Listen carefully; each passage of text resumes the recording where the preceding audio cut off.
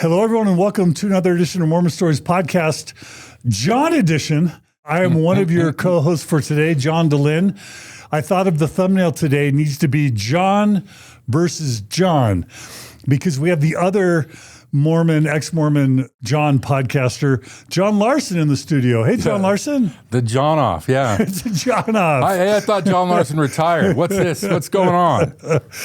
John, I thought you retired. What are you doing here? What the heck? I was in town to visit some family, and I called up John and said, "Hey, you want to catch up?"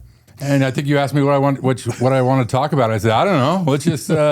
Let's just see what comes out." So, well, I'll just do a really quick intro. John Larsen's one of the most important voices in Mormonism, in my opinion, in the past 20 to 30 years at least. During a time when I had paused Mormon Stories Podcast to begin my PhD in clinical and counseling psychology around 2008, 2009, John, nature abhors a vacuum. John decided to start another Mormon-themed podcast at the exact same time called Mormon Expression. And you guys ran Mormon Expression for how many years? Yeah, that was from 2009 to 2014 for 5 years, yeah. And it kept me on my toes. It was very popular. It was very, very loved. Nobody wanted to see John Larsen retire, but he did, and he retired for a while. And then we brought him back to do some episodes on Mormon Stories. And those Mormon Stories episodes with John Larsen, for many of my audience, remain some of their favorites to this day. And then he retired again. When are you going to stop retiring, John Larsen? Well, I don't know. I do what feels right, I guess. So, and this feels right, John. This feels right. You and me here today. That feels very Mormon, doing what's right. Let the consequence follow. Is that what you're saying? Sure, why not? I'll take that one. All right. So we're just going to have a John off and just talk. And there's not a lot of structure today, but I'm excited. And I do think, for those of you who don't know anything about John Larsen, because you know that, we're forgotten in 12 minutes. Yeah, we're old dudes now. The people are like, Grant Palmer, who's that? You know what I mean? It's like Infants on Thrones, no one's ever heard of them anymore. Like Brother Jake, they're all in the boneyard of memory. You know what I mean? Yeah. So most of my audience has never heard of you before. Wow. Isn't that weird? I suppose that's okay. I mean, the world keeps moving. I mean, the church and everything changes. It's a different world than when we started in 2009. I started a radio show. It was a podcast, and the cameras came on. And then that's when I decided to get out. That's when you pieced out. You had a voice for radio? By the way, the studio, every time I come here, is upgraded. This place is hot. I told John when I walked in, it felt like a porn studio in here. It's all decked out. It's nice. Good job. Sounds like porn studio. First of all, how do you know what a porn studio looks like? Oh, come on. Everybody's been to Van Nuys. Don't search for me online. You know, we all have a past. It just looks great here, John. Okay. You guys have done well. And, every so often in my feed, John, you pop up. You're always agitating the church. What's up with that? Trying to call yourself a Mormon. Jeez, John. Well, let's get into it. Before we do, though, let's just get a quick update on your life. Yeah. Let me see if I got this right. So at some point you decided, first of all, you were a prophet. The Great Salt Lake was going into the crapper. Easy now. I mean, you were the first person I know of that called attention to the fact that the Great Salt Lake was drying up and becoming toxic. Yeah. Well, it is. I thought it was important enough to bring up. This Utah is mostly my home. I spent most of my life here. I left about 5 years ago, and it's a tragedy, and it's sad, and it's something that we're going to have to deal with one way or the other, and so I thought it was worth talking about. But that's one of the reasons you moved to Oregon. Right. That was one of the reasons. Yeah, the climate and the air quality here, not just for the because of the lake, but the air quality. It's grown. This is an enormous city.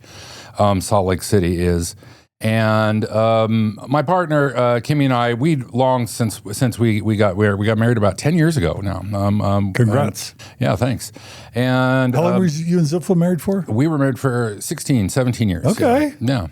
You're getting there. Yeah. I have decent stamina, I guess. 10 years is an achievement. Full stop. It is. Relationships aren't easy. They're great. They're wonderful. But it's now that sounds like I'm really super happy. And Zilpha and I had a good relationship. We got married really young. We was really in the structure of the church, and there came a point, and we were fortunate enough to be smart enough to realize you don't want to burn all the goodwill out of a relationship before you break up. But in fact, one of the reasons I'm here in town is she's having a family reunion, so her and the kids were in town. So she called me up, and we had a big long conversation about a week ago. Talked for an hour and a half and caught up. So she's doing well. She had lots of fans too. She's still out there, but yeah, I'm super happy. So we. The big city was not speaking to us, and we kind of wanted to take a step back in speed. We have a little hobby farm that we run, and we love it out there. It's a wonderful place. I live out in Oregon. Yeah. So So as I remember, you were trying to create, I don't know if commune is the right word, but just like a group of people. To have kind of a self-sustaining agricultural community, or yeah. what? So some of the investigation is the way things are right now in sort of the industrial world is not sustainable. I mean, it's just we have to mine resources, oil, the housing situation. People who have kids, or if you're a person under 40, you if you read the news, if you walk outside, you know what I'm talking about. And it's becoming difficult. The old framework of everybody on a quarter acre, in the suburbs is starting to reach its natural end. And so I kind of look back to actually my upbringing in the church and my family. And I grew up in I wouldn't say a poor area, but a very working class area. And, people had gardens, and they used the gardens, and there was livestock scattered around, and there was still a connection to agriculture and kind of where we get our food and that sort of stuff. And that appeals to me more. So converging those two things, there's those who are investigating new ways to try to live that aren't this model, and they're not like a commune or anything, but trying to find something in the middle.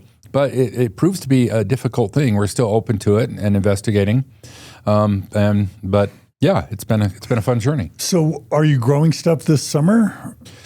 Yeah. So we have a 3-acre little farmette, or what you might call it. We have 7 sheep. We have rabbits that we raise for fertilizer. So we don't use mined fertilizer. We have chickens, and we have a couple of gardens, and a big orchard that we planted. So yeah, we're trying to do the thing. Now, I enjoy it. I mean, that's building that little farm is sort of what gives me joy and gives me my farmer's tan.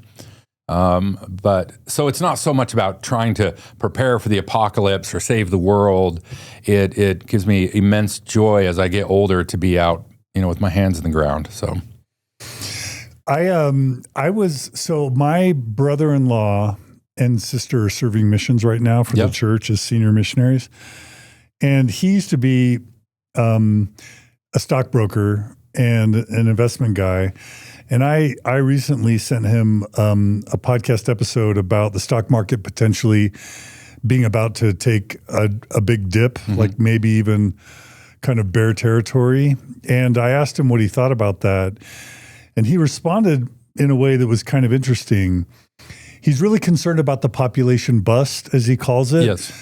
That I'm guessing what he means by that is we're not making enough babies to then fund the Social Security systems that are needed to pay the retirement for all the people getting old and who are going to be relying on Social Security and retirement. That's one take on it. Yes. No, I know. And I'm not saying this is true, but I thought I think it's right. It's not the sole story, but yeah, go on, please.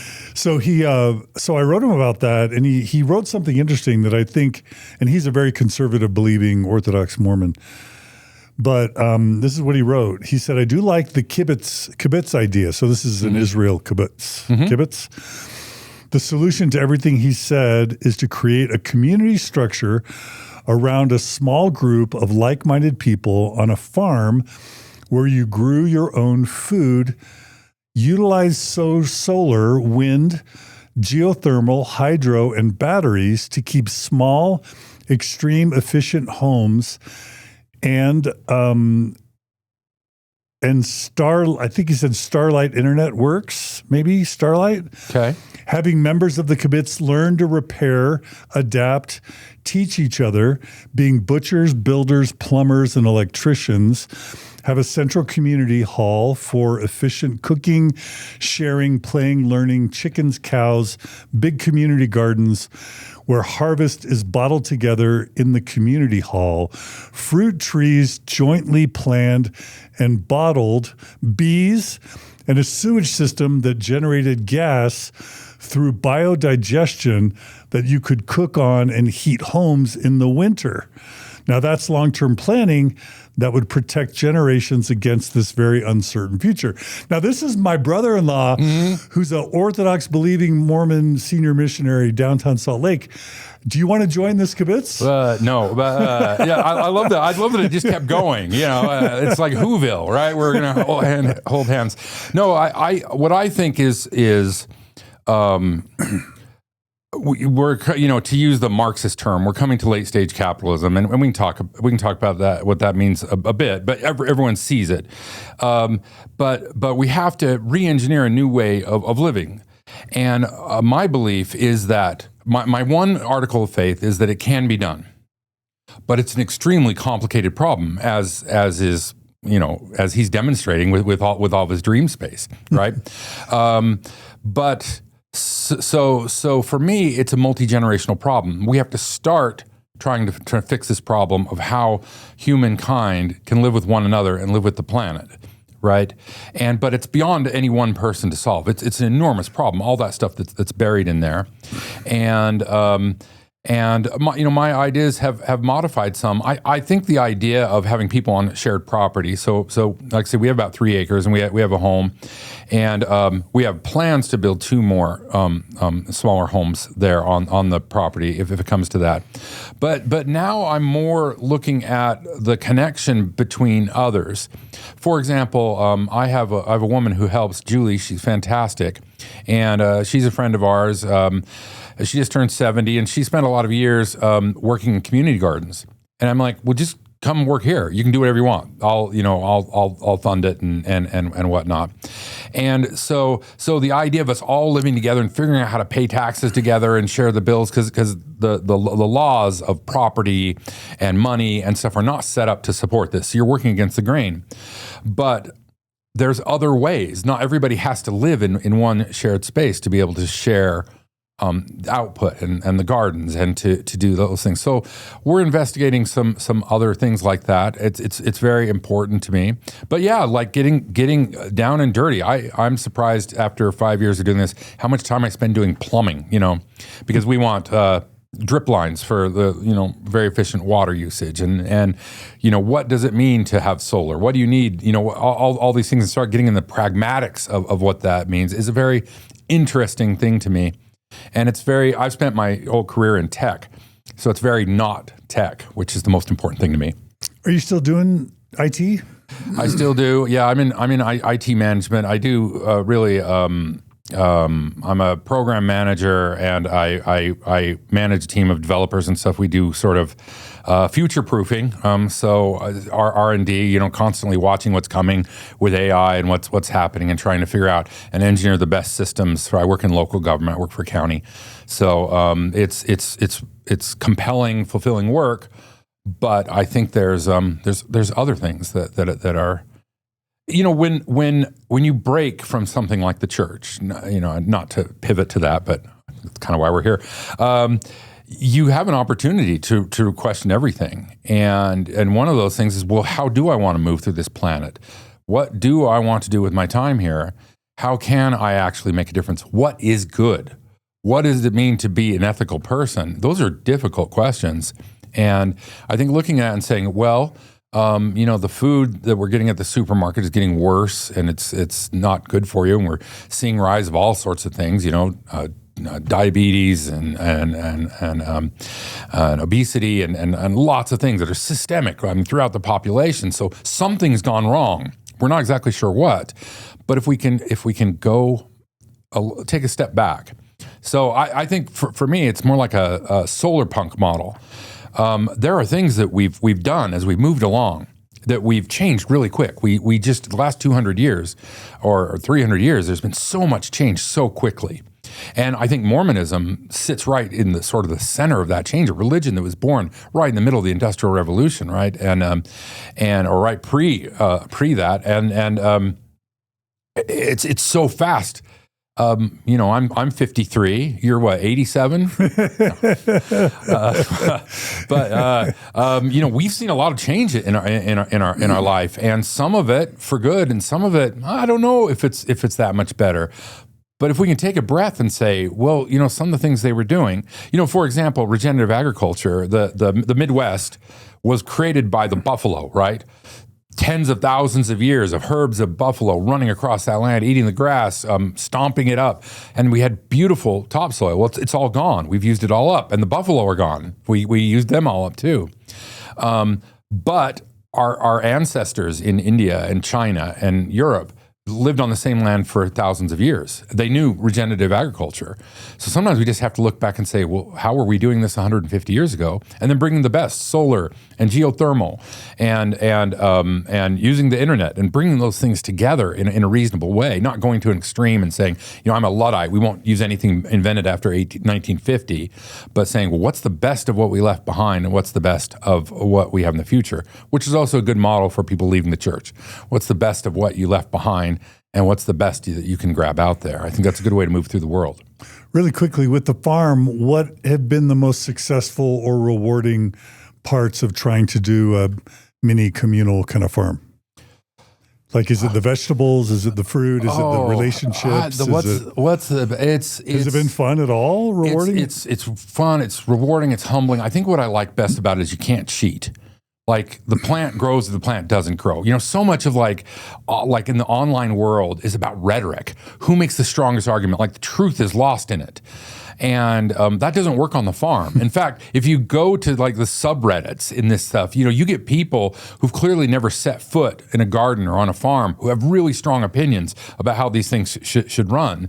And they're used to that. Like, the strongest opinion wins, right? But that's not how it actually works, boots on the ground. And I think the reality of that. You mean literal boots on the ground? I mean literal boots in the mud, yeah. And I just think that slow, humbling process of trying things and having them not work and then going at it again and going at it again. But, probably to answer the question, it's the modification. What are you growing? Remind me, what are you growing? Your favorite 3 things to grow on your farm? Well, that's an interesting question. Right now, I've this last year or two, I've been really focused on fruit trees and fruit production and trying to get it spread out. So in the Pacific Northwest, in Utah, where I kind of grew up, the model is everything comes on in August and September, and then you can it all and put it all in a storage place, and then you live off of it. And that's how I approached it in the beginning. But that's not necessarily how you have to do it. If you know that these berries come on in March, and then they're replaced by these berries, then they're replaced by these berries. So for example, I have grapes, and I have huckleberries, and I have persimmon trees, and I have black currants, and I just planted an elderberry tree, bush, and we have apples and apple trees and pear trees and peach trees, and we have cherry trees, and we have pawpaw trees. I've never had a pawpaw, but what is a pawpaw? I don't even know. It is a native fruit that was in all through the United States. I'm told it's sort of custardy, but it has 2 problems. The European settlers came over here. They liked the stuff they brought from Europe, and they kind of ignored it, and it doesn't ship. It's not been grown for packaging. So most people have never had one, including me, but I've got my 2 little trees I'm watching. They should be producing fruit in about 8 years. So you've been making a lot of fruit or planning fruit production for the future. Yeah, yeah. And I think that's an important principle for me is working on timescales beyond your own. You know, the model is you have a house and you build it up and then you sell it and saying this place, you know, I tell my kids that the farm is going to inherit the farm. When I pass on, whoever is living here, whoever's working it, that's who it's going to. And because we need to think on timescales greater than our own. I think that's key and important. Man, I gardened for several years while I was living in North Logan, doing Mormon Stories while you were doing Mormon Expression. And I just had this experience where I would grow all these crops that, again, didn't really sprout or fruit or whatever until August or September. Couldn't eat all the tomatoes, but had to wait until freaking September to eat the tomatoes. Right. And I just realized, dang, it's just so much easier to go to the grocery store than to like grow all the stuff that you only eat during a 1 to 2 month window. Right. And when it does produce, it's just way more than you could ever eat yourself anyway. So you end up throwing a bunch of stuff away or trying to give it away, and nobody wants a zucchini in North Logan in September because they're more populous than people. It's a complete, to make it work, and this is a slow burn, is a complete lifestyle change. Because what you need to be doing is eating things in season. Now, I would say most Americans have no idea what that means. I mean, they kind of do. But I mean, if you go to the grocery store and look and say, where did those apples come from? Why am I eating apples this time of year? And we have recipe books, and we just go to the store and buy the stuff. And there's not a concept that I shouldn't be eating this right now. And you know, and I've even heard people say, you know, the apples were so big and gorgeous last week. Now there's these little mealy small things. And what they don't realize is apple production just shifted globally from Argentina to Malaysia, because that's what's happening as the world is trying to fill the niches, right? And so that we can have the same things all the time. And the grocery store has changed in my lifetime. There's lots of apples.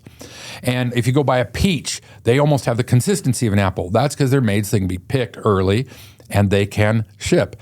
The Pacific Northwest is full of blackberries. And natural. I didn't. Yeah, they're invasive. Actually, they're a big problem. But I didn't realize the blackberries weren't tart, because I'd only ever had them because they have to be picked at a time when they always had a sweet and a tartness. But if you pick them ripe off the vine, there's no tartness whatsoever. So that's where I just didn't even understand what the food was supposed to be like.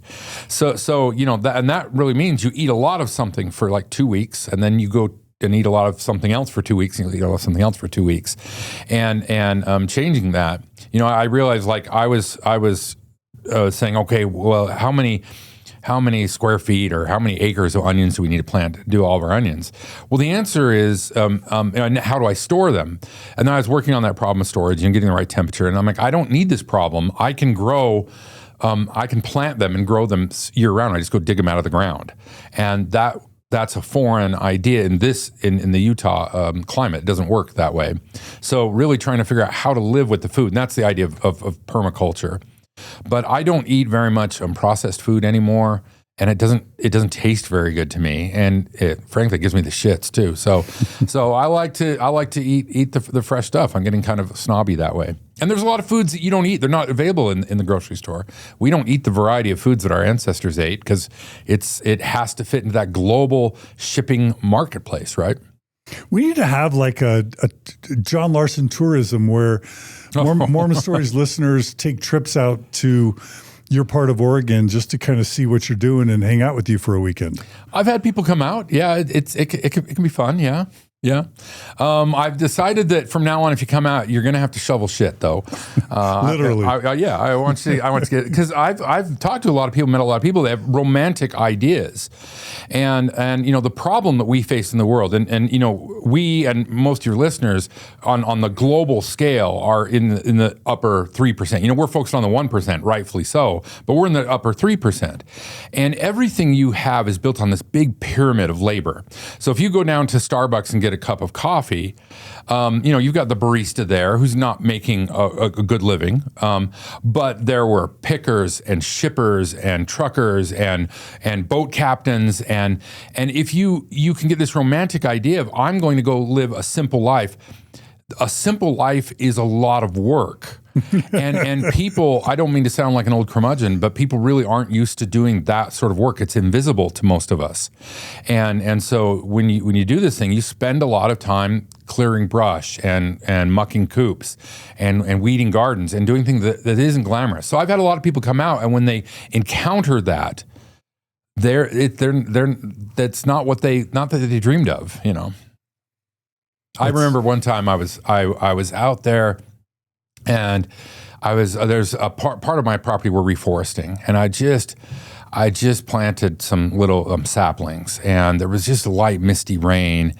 It was late winter, and the fog, the mist. You know, we live right in the foothills of the Pacific Coast Mountains, so it's very Train Dreams is sort of the place I live, right? Oh, what a great movie! And I was just thinking, this is it. This is the moment. But I had been up and down on my knees planting saplings. I was covered in mud. My back hurt. I was tired.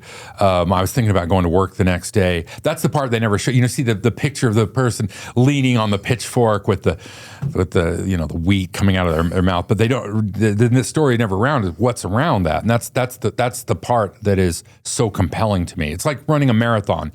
It sucks to train for it. It sucks while you're doing it. But there's something about it that's compelling that moves you along when you finish it. Yeah.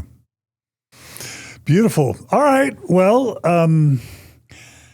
I love that you would give us a glimpse into how that's going. I wasn't sure if it was like disappearing or failing or fading or succeeding. And it sounds like it's progressing. It's succeeding. My plan, I'm 53 right now, and my plan is to have the principal construction done when I'm 60. So I've got a 6.5 year plan of what needs to be built when, and we just keep moving forward, you know, and yeah, it's wonderful. And for those who I didn't think I could ever make it happen, it took me years to figure out how to do it.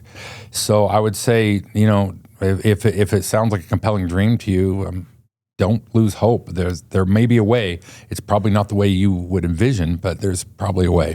You used to have a website where you're tracking all this. Do you still have that website? You know, when I first got out there, I had a website out, and I was even going to record the stuff, but I realized that, first of all, I had a long ways to go. And secondly, I have a job, and then I have another job. And for the first 2 years, I was recording with you once a month, right? So that was a third job. And we were stressing you out, man. Well, it's just a lot. There's only so much somebody can do. And, you know, now with, when I started Mormon Expression, it was a radio show, right? iTunes had a 55-minute limit. You remember, you couldn't go more than 50. That's why you have a tradition of doing part 1, part 2, part 3, part 4. That was from iTunes back in the day. Yeah. So the production was important, but now, I mean, look, all these cameras and lights and equipment and the expectation of what audiences want, and there's the noise, the number of people putting material out there. At some point, it's like I just don't want to invest the time that it takes to do social media. Yeah. It's a lot. It's a lot. How are you still here, John? How are you still doing this? All right. Now we're going to open up to the point where either of us can ask either of us any question we want. Yeah, ask anything you want. Yeah. No, why am I still here? I mean, honestly, one reason is we've been able to make a generous income. Mm-hmm. Like, it's not fun to talk about because people can be so mean about it. But, you know, I was making great money at Microsoft, and then massive financial sacrifice for 10 to 15 years to build this thing. But thanks to the generosity of our donors, we have a sustainable income and health insurance. That you never really had that with Mormon Expression. Or did you? Like where it could have been a full-time job with benefits kind of thing? No. The most I ever took was $500 a month. In fact, for most of Mormon Expression, I repurposed most of the money that came in. I really wasn't doing it to make money. And then there's kind of these valences, to go from sustaining and paying for, the web servers and stuff. And of course, the more successful you are, the more everything gets expensive. So to actually having it as an income and taking that leap is not something that I ever felt comfortable really pursued doing. But I don't mean to make fun of you. I think what you're doing and the position you sit in is very important. And you're successful to a degree when you're a lightning rod, because you're not going to make everybody happy, because you're trying to bring sides together that are fundamentally irreconcilable. So, you just need to say, hey, these guys haven't complained about me in a while. Maybe I need to veer over into their territory. Piss them off.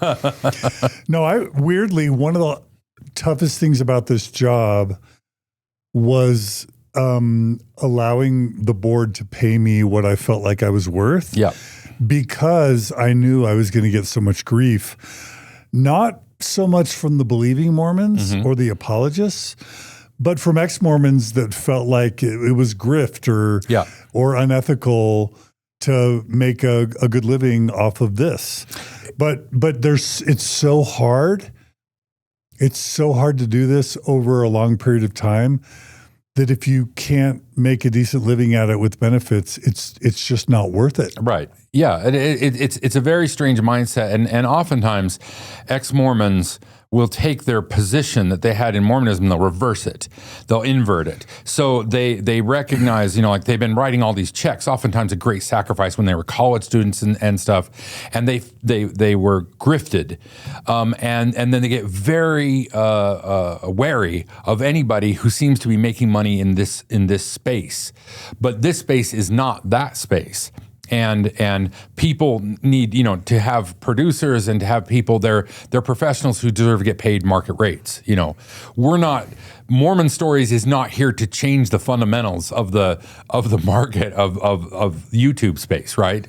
You deserve to get paid what you're doing and what you're worth. And it's a weird hangover from Mormonism, and it's unfortunate, but no, you deserve to make a living, Yeah. Well, thanks. Well, can we go back a little bit? I want to ask you some questions about your experiences as a podcaster, even though we've covered it before. Sure. Yeah. Is that all right? Okay. So, remind us why you and Zilpha decided to start Mormon Expression to begin with, and what you saw it becoming in your vision when you started it. Oh, okay. So, I went to church the last time in 2005.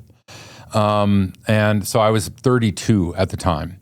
And I had, as I grew up and went on my mission stuff, I kept encountering issues, and I'd, put them on the formable shelf. And more, it's like you're having kids, you're getting married, you're working on your career.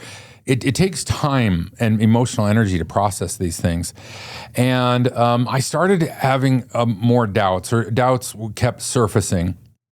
And so I started studying, and I'd been told the thing, like ex-Mormons, well, they didn't really talk about ex-Mormons, anti-Mormons were all full of lies, and they were going to deceive you. So I set myself a game in the beginning, which sort of got the whole ball rolling, which is I wanted to get to the bottom of some issues like polygamy and things that I wanted to feel better about. I wanted to understand more. And so I said, I'm only going to read source material. And luckily, there is a lot of source material that has been published and is widely available. And it was in the days of the internet, there was starting to be people who were starting to post a lot of that stuff online. So you did have access to treasure troves of documents, and people like the Tanners had done a lot of work to publish that stuff. Now, I of course didn't trust the Tanners, but it's verifiable. You can look and it'll tell you the source, and you can go back and get the source, which is why over the course of doing this, I collected over 4,000 volumes of stuff, because I started reading that stuff, and it was bonkers, and it was fascinating, and it just pulled me in to read them, like Joseph Smith and Brigham Young in their own words. And it was one of the first paradoxes I ran onto is I started reading Joseph Smith, what he had written. and what had been written by his scribes. And then I was like, wait a minute. We believe that this guy is the single most important mortal. You know, I'm going to discount Jesus being a god, right? So according to Mormons, he's the most important mortal. And the person who was prophesied to usher in the last great dispensation before the return of Christ, right? Here's the single most important, and he wrote all this stuff, and we don't read it. That got me. Then I was like, what's going on here? Why do people revere this man? And then I would even talk to people at church. You know, I was like, hey, look at this. And you could see them a little bit like bristle. Ooh. Like what are you doing? You shouldn't be reading the writings of Joseph Smith. But I bought this book in Deseret Book. This is available, right? This is published by the church. And that got me curious. Mm-hmm. But Joseph Smith was a frontier dude. He was ornery sometimes and gregarious, and he got into fist fights, and he was forgiving, and he was a jerk, and he was a dreamer, and he was just all those things. And he was this, it's suddenly like going from, you know, black and white to, you know, to Technicolor. And these guys came alive, and I just started just consuming that stuff hours every day. You know, I remember on my lunch breaks reading for an hour after, you know, I just consuming book after book after book after book after book. And Zilpha at the time, I was more really concerned about polygamy. I was interested in polygamy. That one really rubbed me raw. Zilpha was interested in the Book of Abraham. So we were both reading those, and we're like, check this out. This is crazy. Look at this. Look at this. And this is for a couple of years still in the church. Okay, wait. Let me ask you two questions. First is, did you have a period of being what we would consider now to be one of those kind of farms-like apologists, where you were intellectual about your Orthodox Mormonism before you started questioning, such that on the mission you would have been the guy to answer the hard gospel questions, or when, quote, antis would come at the church, you would have learned the fairs or the fair or the farms kind of line of thinking to be able to provide apologetic answers before you became John Larsen that we know? No, I was never an apologist. I was always sort of STEM scientifically minded. Oh. And, you know, I took, I science and biology and those classes in high school and on. And I believed there was some kind of higher reconciliation, but I could see that you couldn't reconcile biological evolution, the established fact of biological evolution, and like the fall and the story of the creation. So I was able to sit with that, saying this is a paradox I haven't solved. But apologetics never appealed to me, even when I was a strong believer, because I could see the logical fallacies they were engaged in. I could see they were playing these tricks. And so there was always a kernel of me wanting to know the truth. Like, well, and I guess probably in all this, you know, I'm not any smarter than anybody else or whatever, but I do have some kind of weird bent wire where I don't join camps, because human beings join camps, and once they're in this camp, then they defend that camp. And even though I was a believing Mormon, I didn't feel the necessity to join that camp. Matter of fact, I remember one time I was at BYU, and the undernet at the time, I snuck into a chat room that was for atheists, and I was like I was, you know, pretending to be like just talk openly about, as if I didn't have a belief, and it felt so right and so wrong, John, at the same time. But no, the apologetics, I would read their books, and I would, you know, read things like "No, ma'am, that's not history," and I'd be like, "This is just drivel. Like this is not scientific. This is not logical. This is bad science." Interesting. So anyway, did you ever have? I've been thinking about this myself. From age 0 to 32, John the Believing Mormon, did you ever have like moments like those Truman Show moments where the light crashes down on the street and Truman's looking around going, what the heck was that? Did you ever have some of those moments where you could have really questioned. Yes. And then you kind of put it back on the shelf or stuffed it back down? Absolutely. If so, what were they? I'm just curious. So I served my mission in San Diego from 1992 to 1994 with the Laotian refugees. Now, they were coming over from the end of the Vietnam War, so that's why the years are important. The war really ended in 75. You have the big refugee push coming in like 78, 79 into the early 80s. So there's a lot of these Hmong and Laotian and Vietnamese and Cambodian refugees that came into the cities, and the church discovered them very, very early and found they were making tons of baptisms.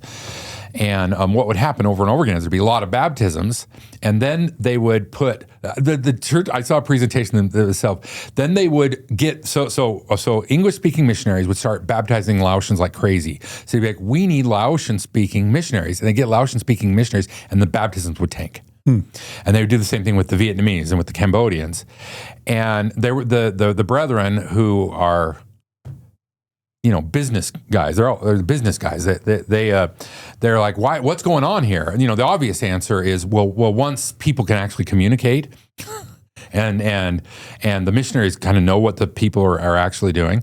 So these are Theravada Buddhists, which is an older form of Buddhism, less engaging, more like the monks in the temple, and we go and give alms to the monks, sort of thing.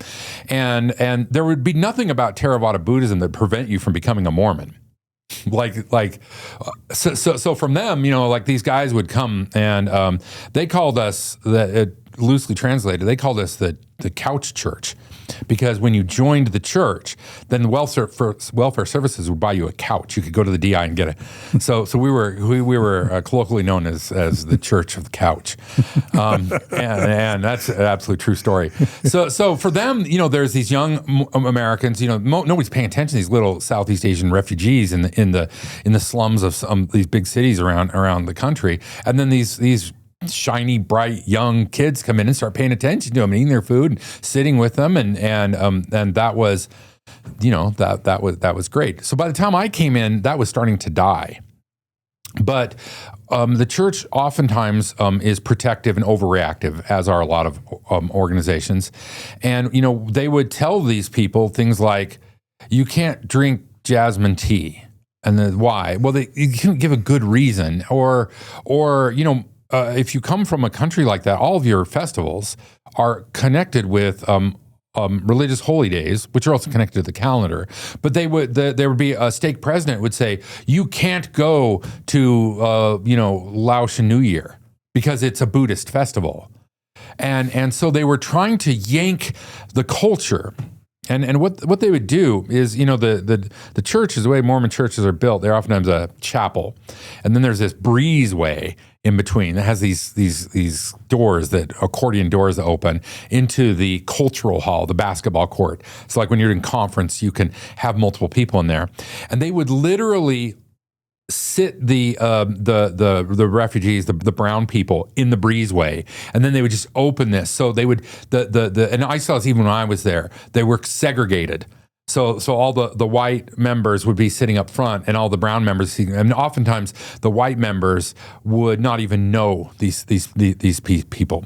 So by the second half of my mission, in the same ward, or oftentimes there'd be a ward with a branch attached. Okay, yeah. So they would have these layers of segregation, and then they would call the white members to be the positions of leadership over the brown people. Yeah. So there was definitely a cultural wall that was still occurring.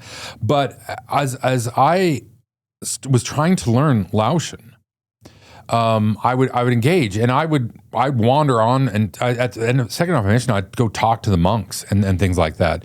And I started to see that what we were saying about them wasn't correct at all.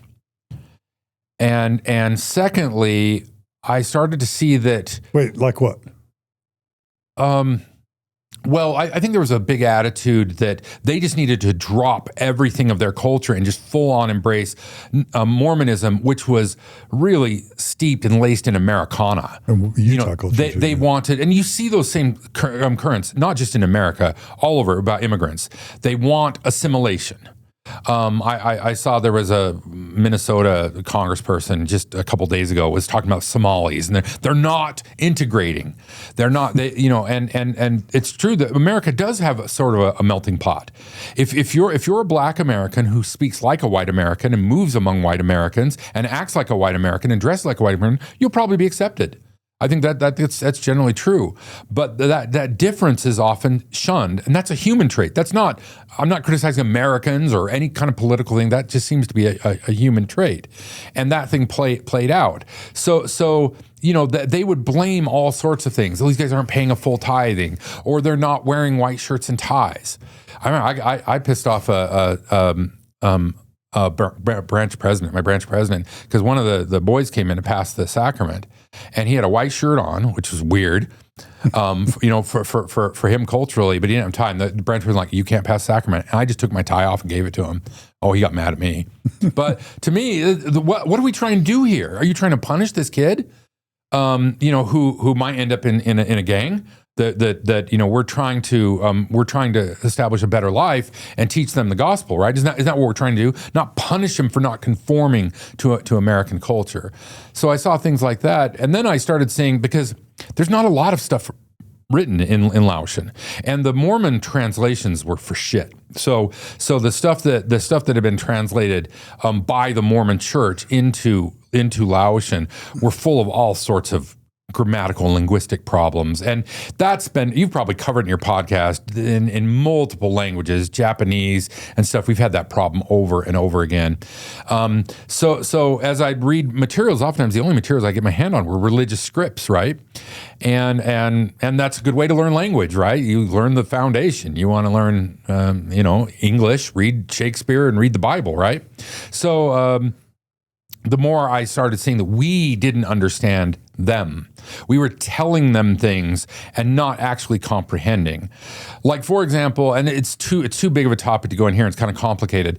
The Mormon, or the Christian, the Protestant concept of faith and the Buddhist concept of faith are very different from one another.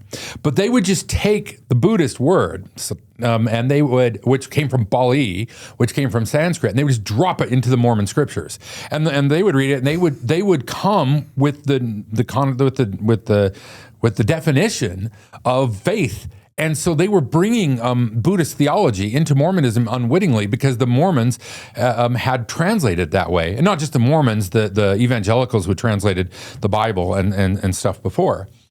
So I started seeing, as I studied further, and I'd read the definition and say, we're not speaking the same language. And I remember one time I said, "Hey, let's talk about faith." I went to a member who'd been, member of the church for 20 years, and they'd been through temple. And I'm like, "Does faith mean," and I gave the Buddhist definition, and they're like, "Elder, you're the first one who gets it." So we weren't doing what we thought we were doing. We weren't communicating the way we thought. And we weren't doing them a service by trying to rip them out of their culture, out of their structure, out of what they had been grown with and their families. But when I got back off my mission, I went to school, I had to work, I had to keep a job or two to pay my way through school.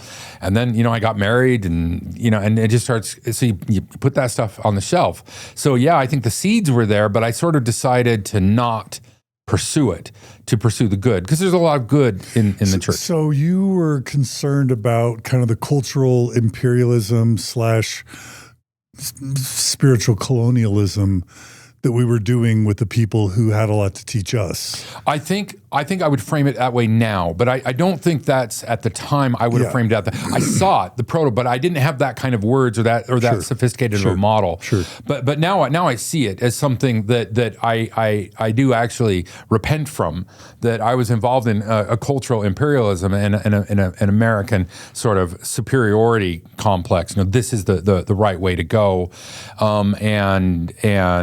Yeah, but luckily I wasn't super successful on my mission, so I didn't have a lot of bad work to undo. Isn't it great that you learned that on a mission?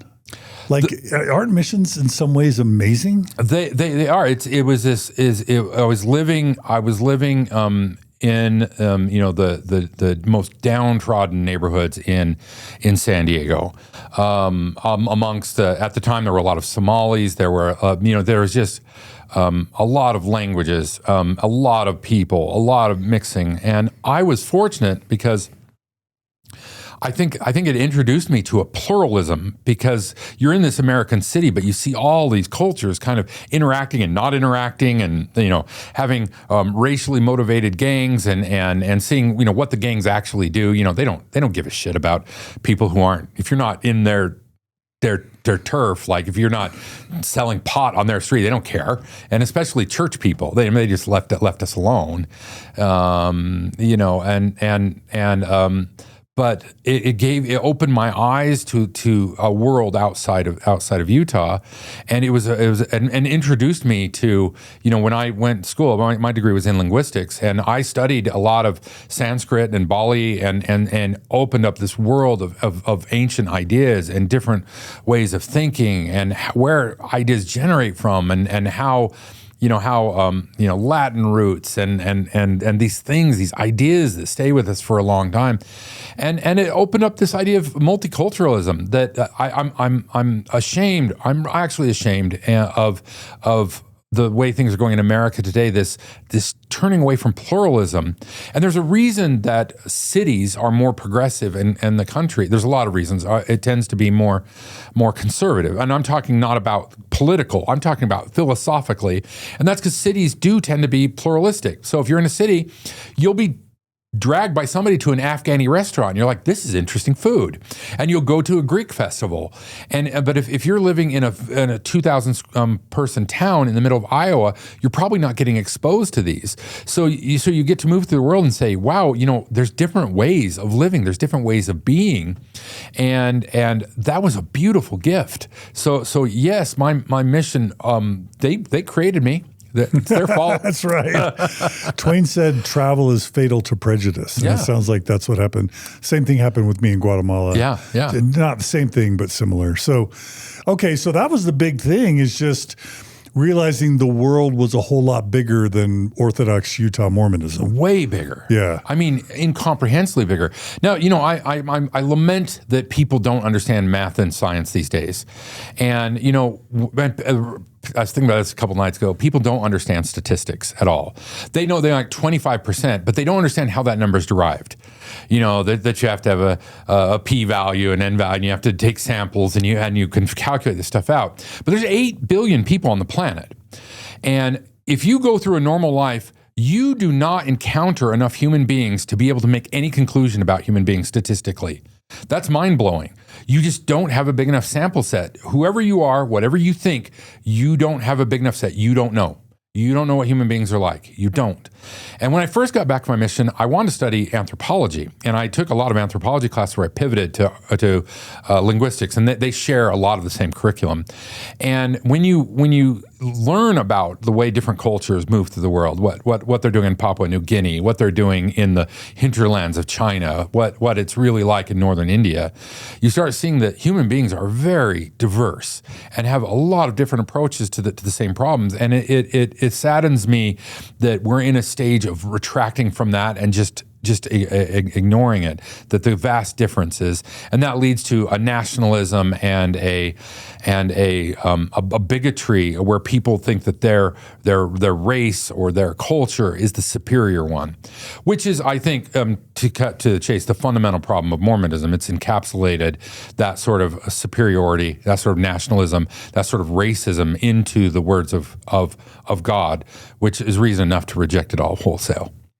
It's always struck me just with this whole like blood lineage, chosen Israelite blood, God's people kind of that is inherently, objectively, mathematically racist, because it's saying we are God's blood, chosen people, but we don't ever really even think about the implications of just how fundamentally racist. Just that is not talking about dark skin as a curse. Yes, it's just us being God's chosen people, racist. Is a fundamentally racist idea, but I think we need to have the caveat that not all people who subscribe to this idea are in fact racist. There's paradox after paradox after paradox religion.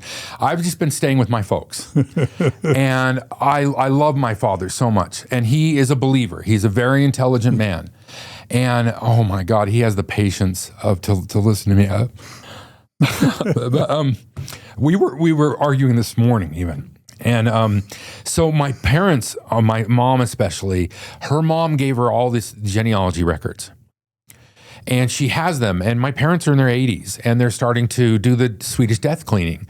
And my mom's lamenting, trying to figure out what's going to happen with these records. She's given me a lot of them. And I said to my mom and my dad this morning, I said, this is a sincere question.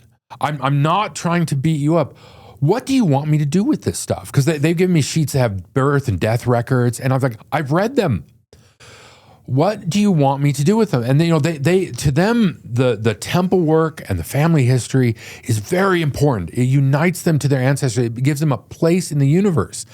And, I said to my dad, I said, but, and he's heard all these arguments from me before, but there's people who are dead ends. I have 4 wonderful children. I have sired nobody. I'm a genetic dead end, and I'm fine with that. And my wife, she was sealed to another guy, and I was sealed to another woman, and we're married. And they're talking about like family search, and I said, from these databases, you're loading all this stuff into. I'm invisible. I disappear. My whole family it's just gone in this thing.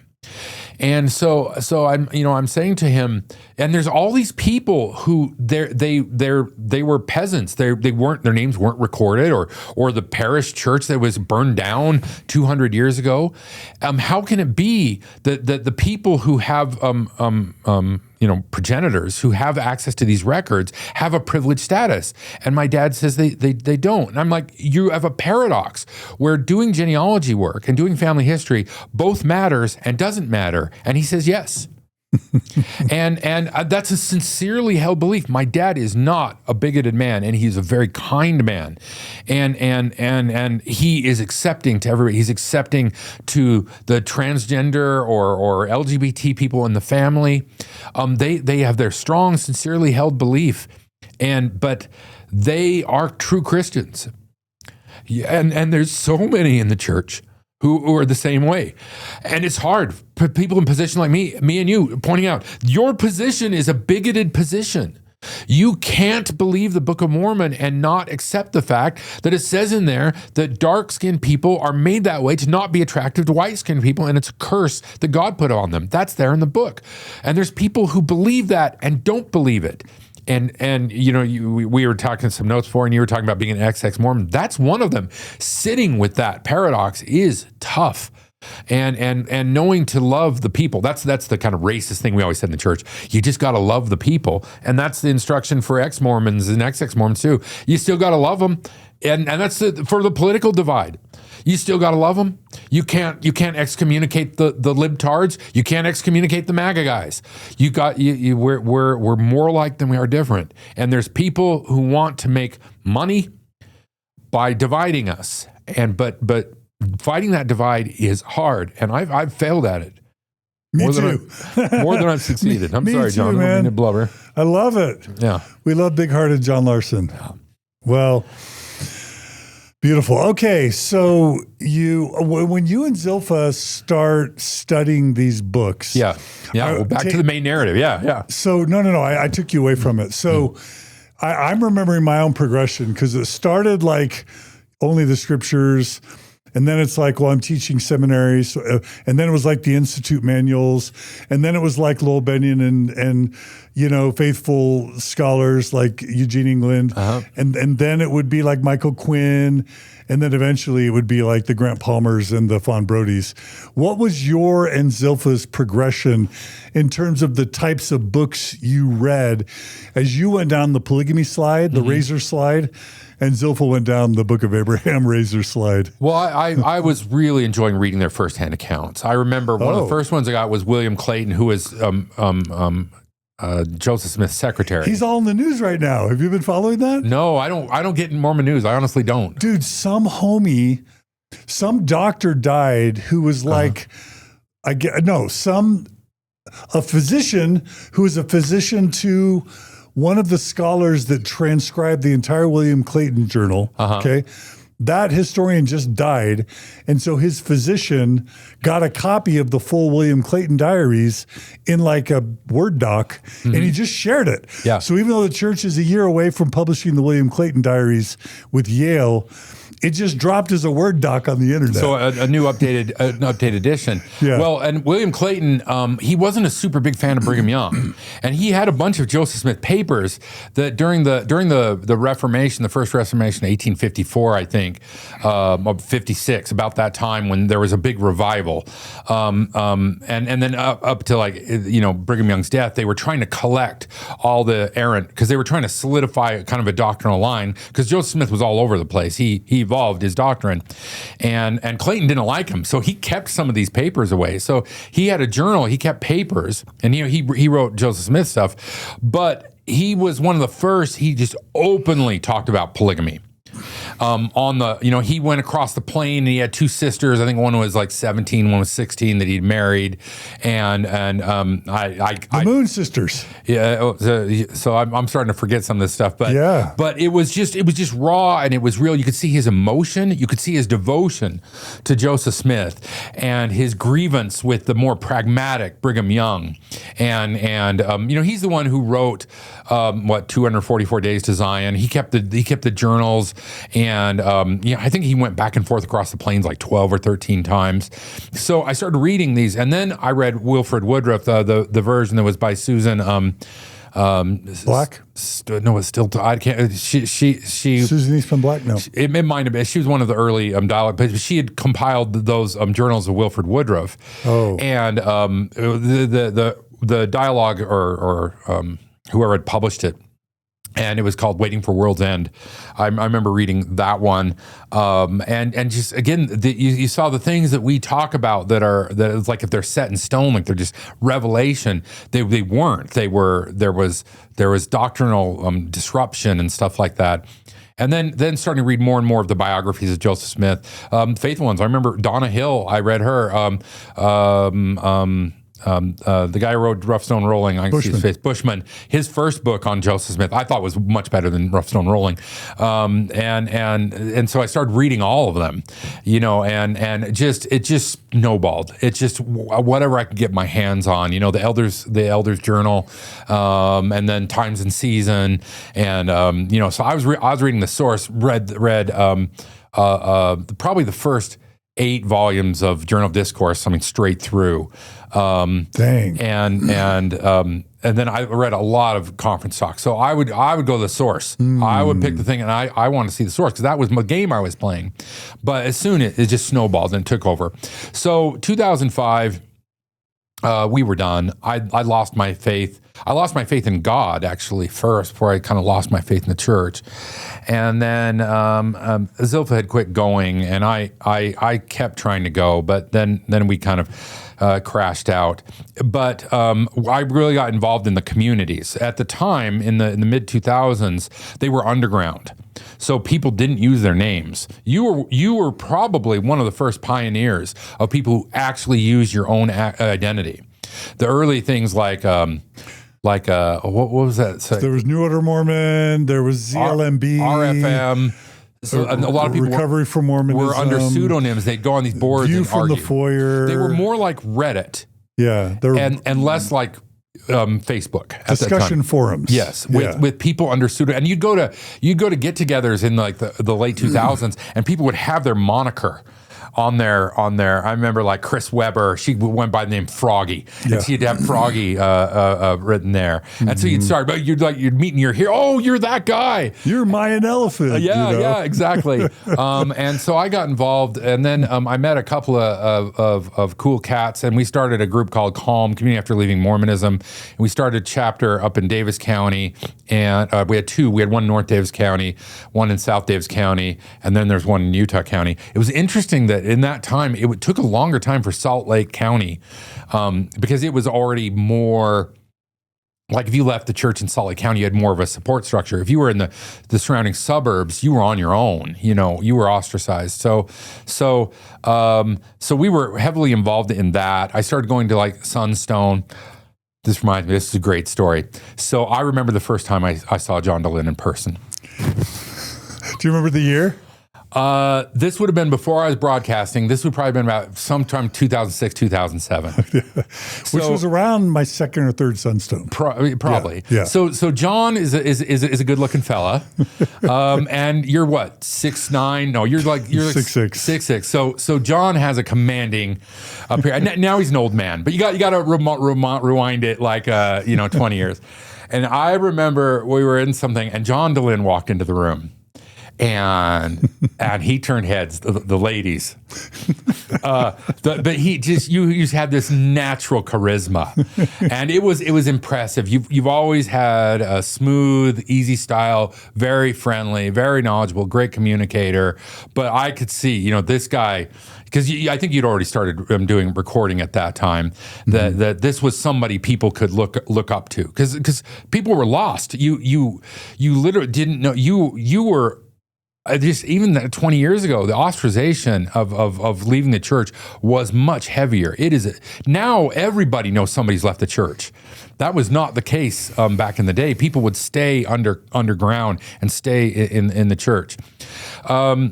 And just feel desperately alone and broken and suicidal. And yeah, feeling like there was something wrong with them. And that's what their priesthood leaders and stuff would tell them. There's something wrong with you. You're not praying hard enough. You're not doing it right. Yeah. So I started, I was heavily involved. You talked the apologetics boards. I was heavily involved in them, not as an apologist, but I started a game where they would ban people at the drop of a hat. So the game was to be as antagonistic towards them as possible. I mean, I never really was antagonistic towards people. It was always about ideas for me, but not get banned. So being direct and being somewhat debating confrontational, but not getting banned. And that was the game I played before I ever did the podcast. So then Zilph and I decided, I finished grad school, I got my MBA, and we decided, let's get a fresh start. Let's get out of the state. And we moved to North Carolina, and I sort of missed the social aspect of being able to talk about this stuff. I really enjoyed the doctrine and the history. That's what, and I enjoyed having people to chat with about it. So I started the podcast. I started with four other people. Zilpha wasn't doing it at the very beginning, and it was just meant to be a dialogue. And as a matter of fact, you listen to the very first ones. There were two guys that were pretty kind of antagonistically ex-Mormon, and two guys were kind of apologetic. And in the beginning, I tried to play the middle. And we were supposed to round robin.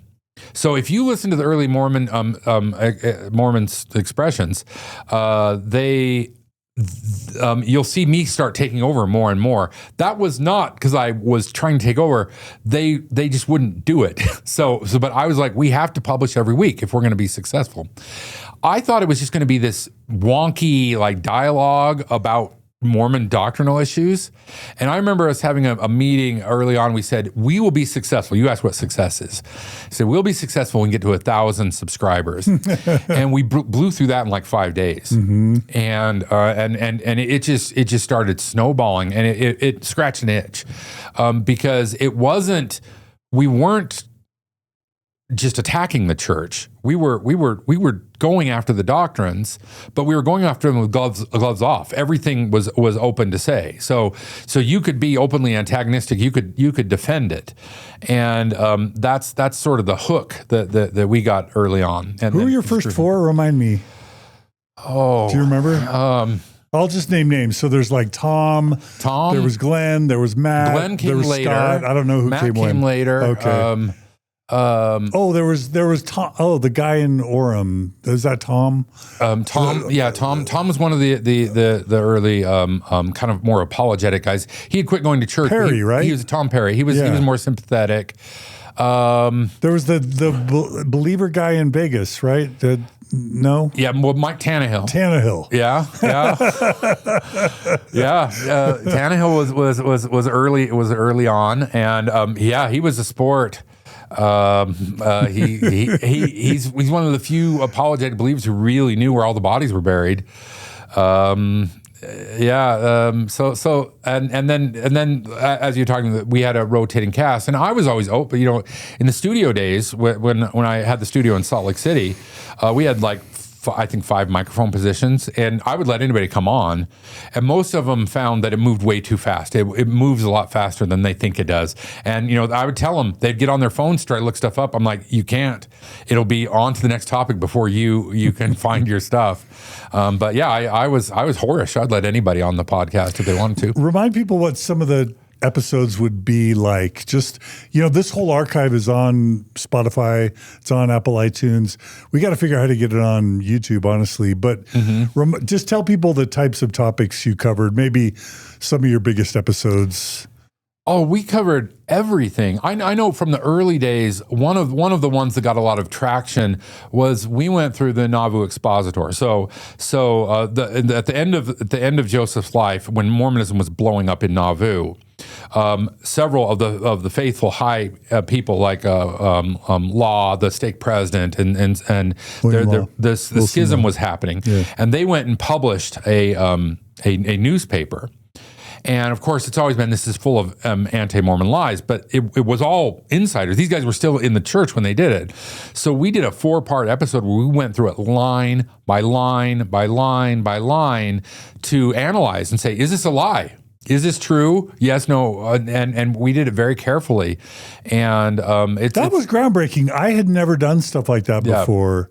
So that was real groundbreaking stuff. Yeah, so we would go to and still today, I think YouTube, you get a lot of just like arguing back and forth and rhetoric and name calling and stuff. But to me, it was always about, I'd already left the church. It was about, what does this stuff actually say? What is actually there? So we oftentimes did deep dives into the actual documents. One that I was proud of, we took and compared all of the accounts of the First Division, right? And so we found legitimate church published sources for every one of them, and went through line by line and discussed, so there was the apologetic response, but it was like, well, let's see what it actually says. And so I think a lot of the important ones, and then we had I remember you did one on DNC 89 on the Word of Wisdom. Yep, we took a lot of the section of the Doctrine and Covenants. And you did DNC 132, which blew my mind. Piece by piece by piece, and you'd look up the historical context and that sort of stuff. That was so good. And Abzilphon, and it was so good. And there's a rotating cast of interesting people. The one that always sticks out in my mind, it wasn't a great one, but it was funny because it was participatory. So we did one on Mormon nudists, and I remember that. We had a little studio Fist in Your Face was in my house in Lehigh, and they came in, and then we were sitting there, and then we all took off our clothes, and we did that one in the nude, which was weird for the first 50, and then it's just bodies. It's just normal, and that's what I think a lot of the stuff is. It's defanging these things. I do a Halloween party every year, and we pull out the crystal ball and the tarot cards and everything. And there's people get spooked, but you go look and say, this stuff, none of it works. None of it's real. It's all just. I can explain to you how it works, but there's no there. And I think that's always been interesting to me to pull it apart.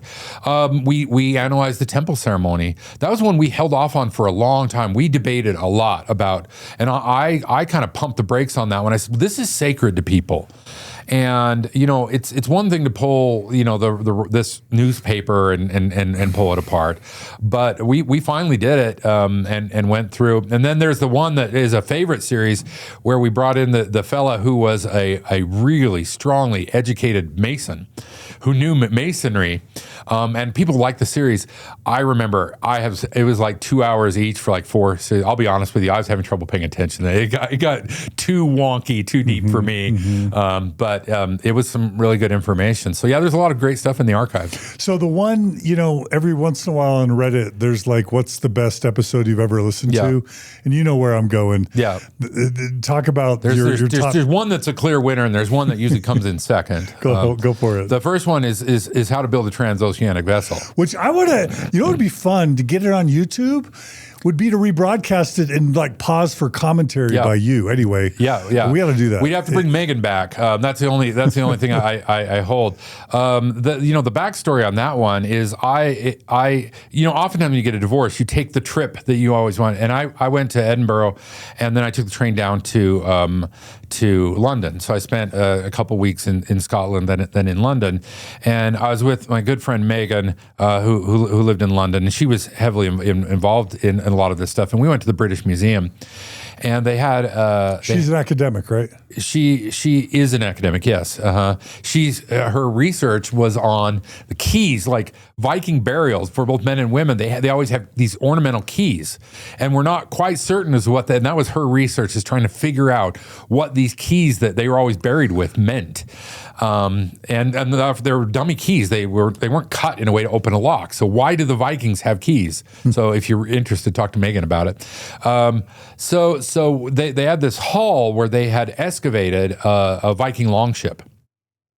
And so it was kind of, there's a walkway around it, and it has it down there where they excavated. And then there's a lot of information on the walls. And one of the things on the wall is they had this wall that had sheep.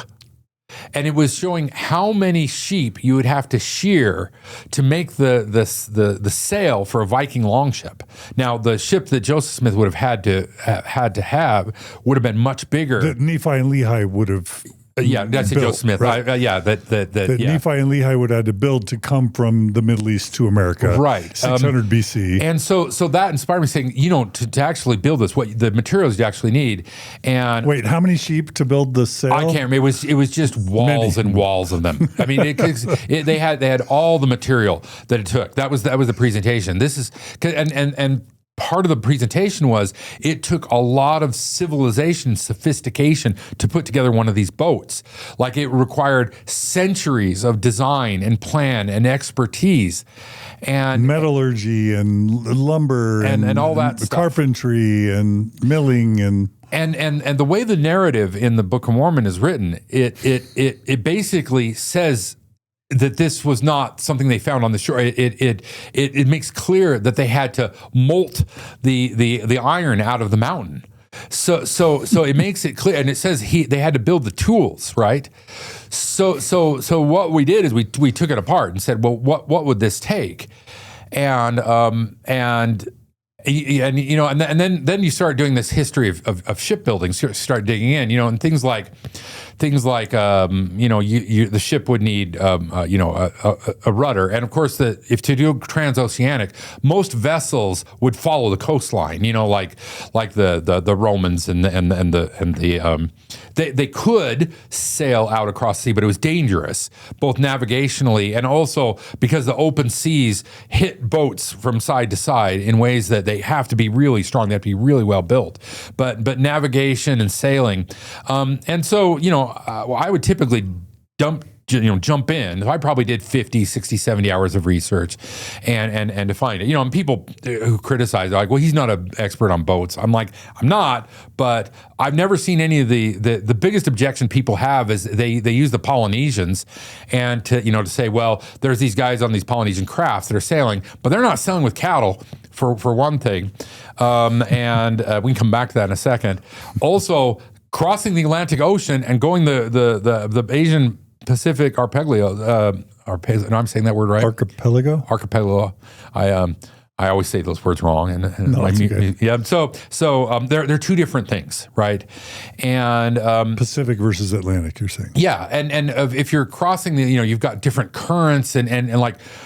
There's a reason why we really didn't get to the New World from the Old World till like the 15th century, 1492, of course. It took a lot of technology to get there. Could it have happened? Could the Egyptians have made a boat? Of course. But that's not what the narrative's saying. So say, what would you have to do? But, we point out, for example, just things that until you think about it one level deep, if you have to, it says you had to go up and mine the iron and smelt it in order to make the tools. It made it clear they didn't have the tools. But how in the world would you mine iron without any tools? Like these and to me, that's how all of Scripture is. It only takes one or two questions before it falls apart. and you know, just making the number of nails or the strapping or this number of trees you'd have to fell. And that's what that podcast does. And of course, I see quoted a lot the first part of the podcast, which I go through a 15-minute thing about miracles. Because you could just say, well, God can do whatever he wants, right? But the narrative itself basically in the Book of Mormon pushes away from that, and it insists that he made the tools and that he had to have these things to cross, and they had sails, and you know, which implies they had rope, but they'd have to make rope, and you know, what were they making rope out of, you know, and that sort of thing.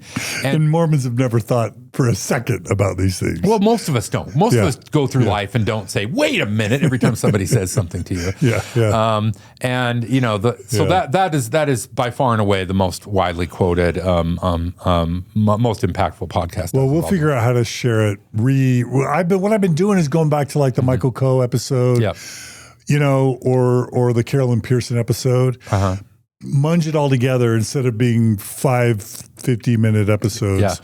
Munge it all together and then re-release it on YouTube as a single thing. So we got to figure out how to release. I think it'd be worth it. You know what the second most quoted one is? Yeah, what's next? It is one I did with you, which is on the Plan of Salvation for Dummies, where we did the math, right? On here in the studio, right? Yeah. Oh, fun. I'm glad people also liked the one about the Death March. Oh, the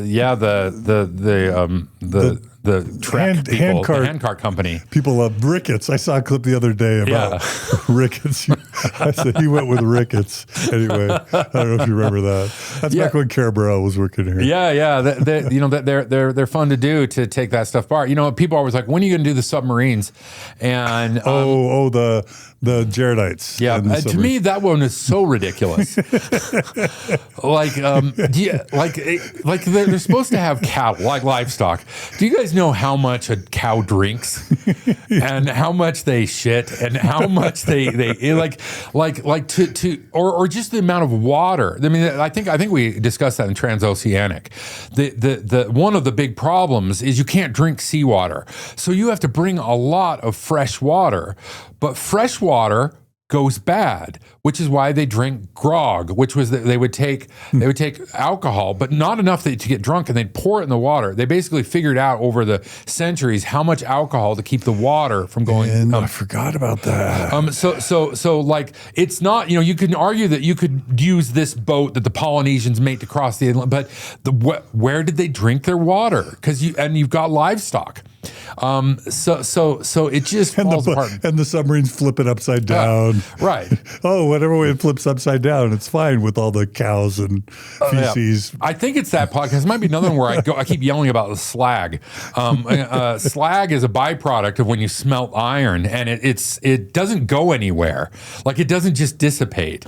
And of course, there's no slag in the New World. There was never any smelting of iron going on in the New World. Yeah. So, you know.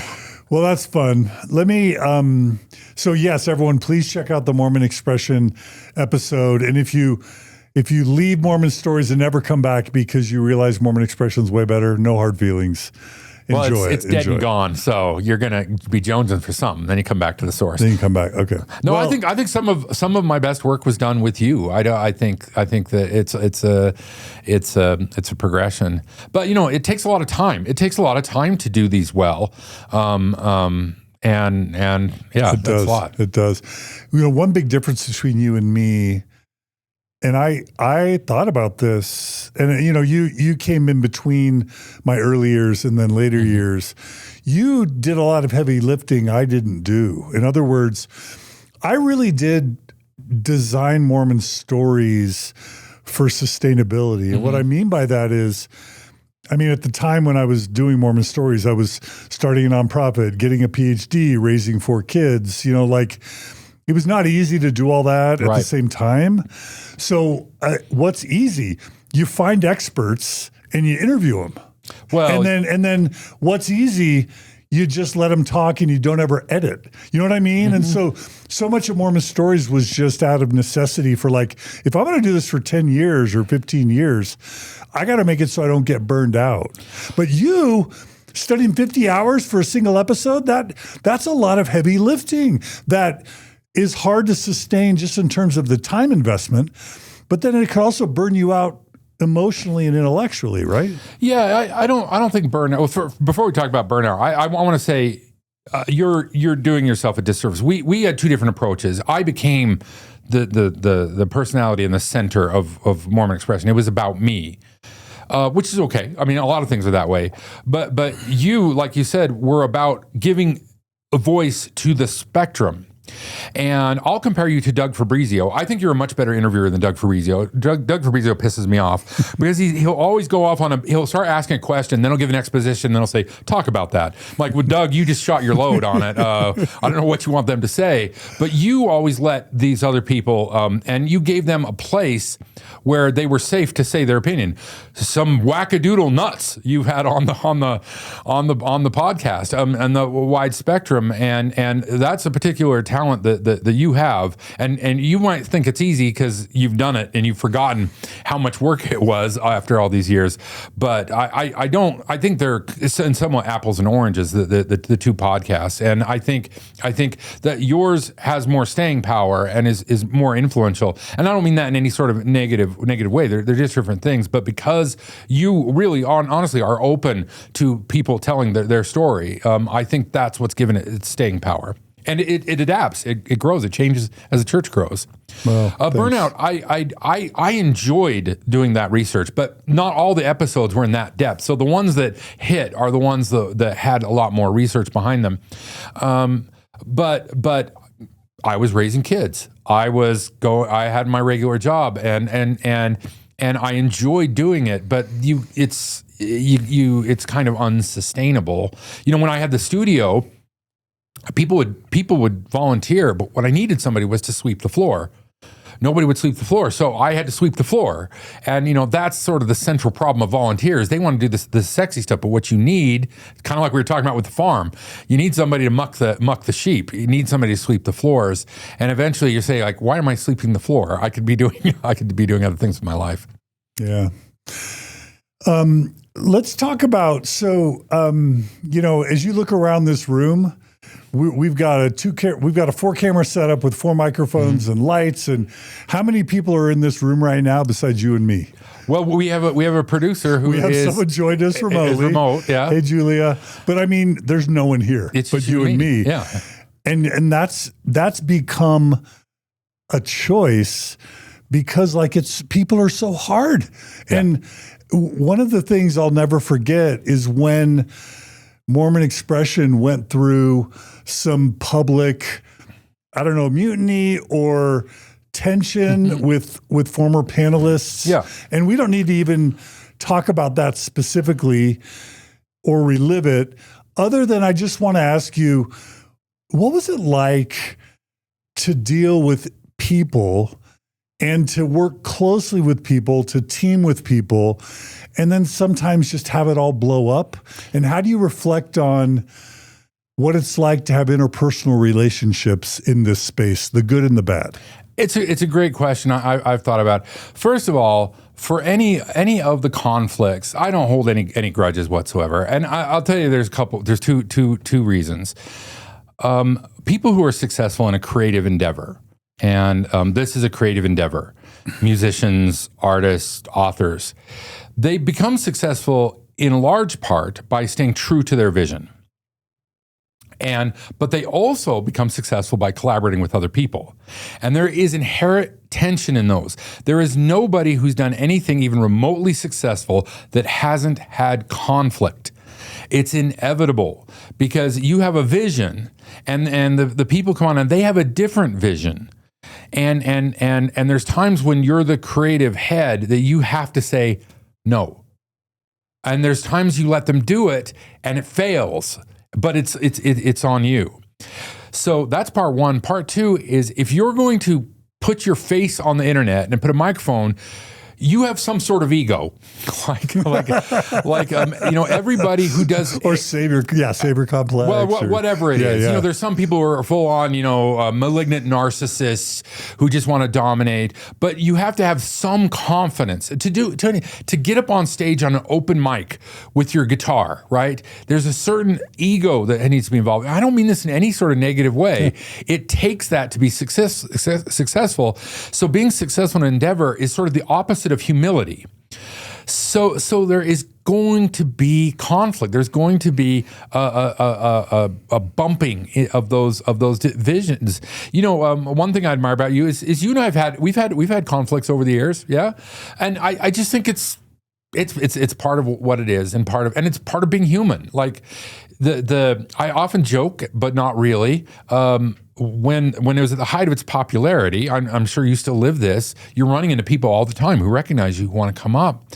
And there's this thing that they're really excited to meet you, and then they start talking to you, and you can watch as they get more and more disappointed, because you can't be whatever is in their head. No, they have constructed. It's inevitable. I mean, you see a DJ who you've listened to for 10 years, like, it looks like that, like because your mind has constructed something. So we're all human beings, but when you're recording, when you hold the thing there, you can paint a picture of yourself. Now, it's true, you don't edit. You edit very lightly. Yeah.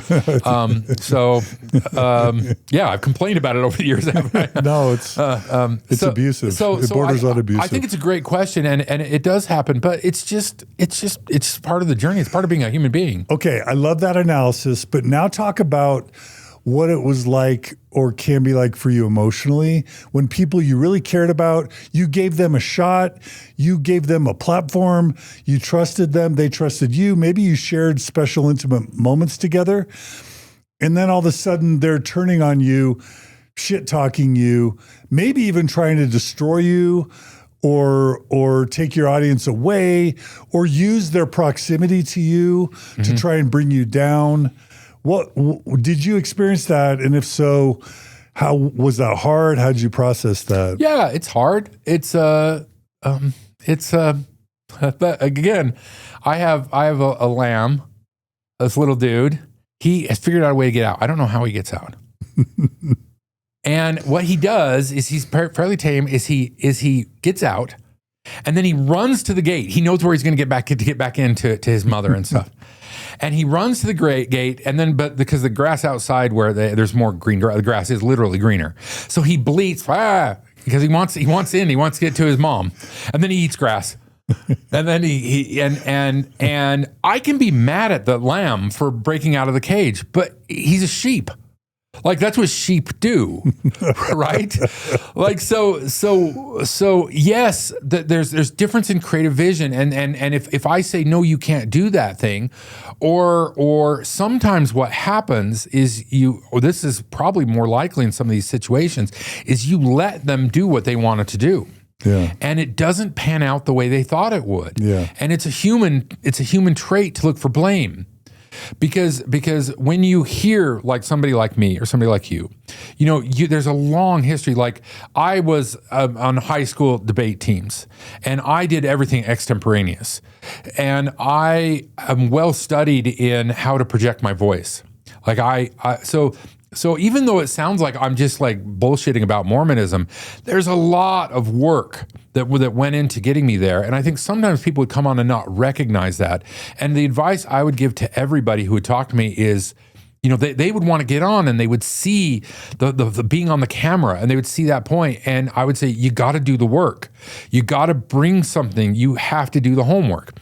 Transoceanic was funny, and it was lively, and it was live in front of an audience.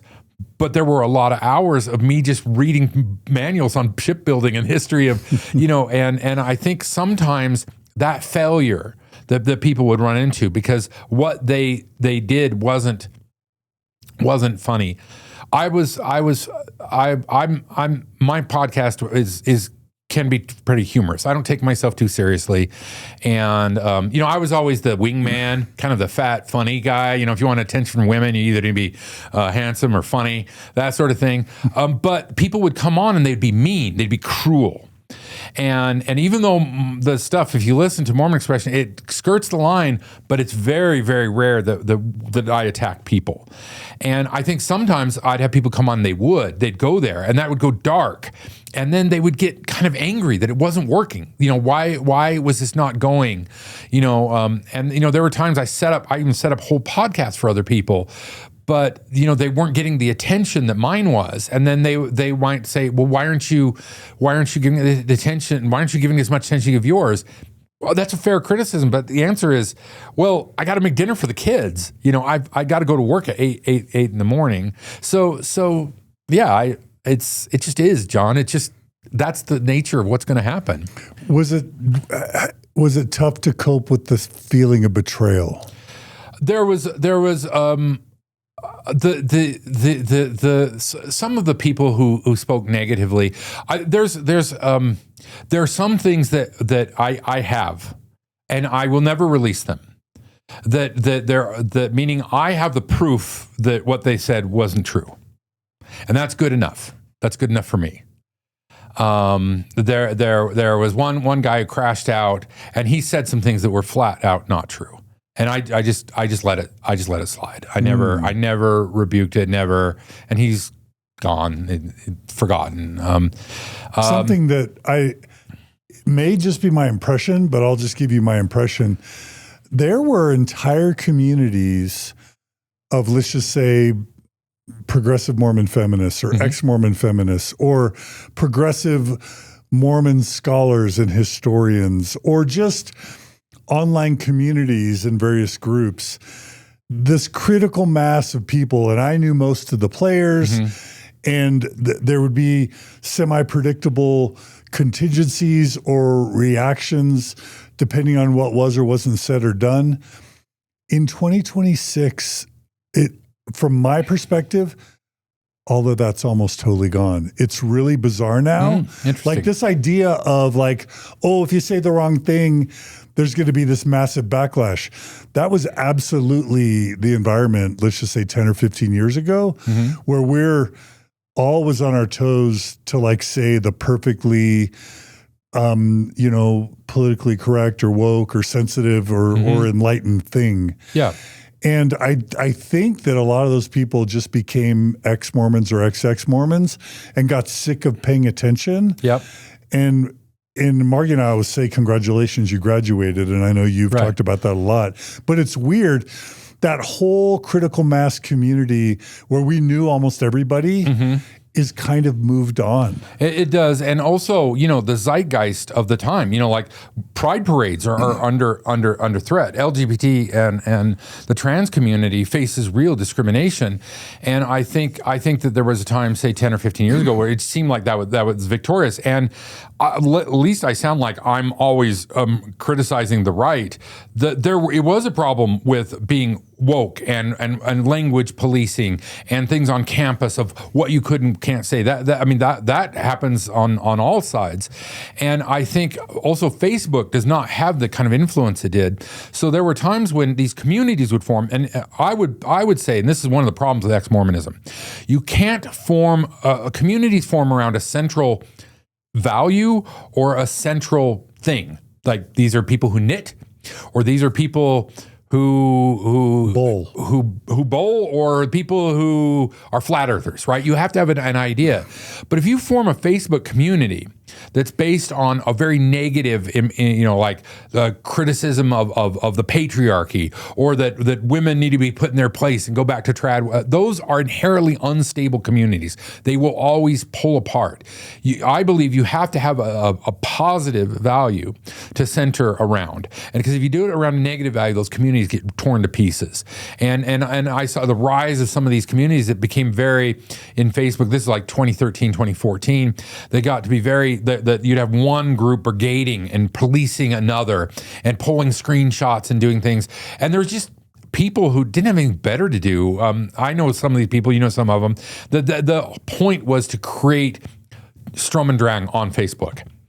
And it's the nature of social media. It's why social media is such a problem, which by extension, since I talk about is the problem the AI is having, the LLM's training, there is so much more material on the internet about the flat earth than there is about the globalists. Because people don't, if you believe that the world's a globe. You don't start a Facebook group dedicated to globalism, right? But if there's more purchase, there is more money to be made, there is more attention in being that contrary voice.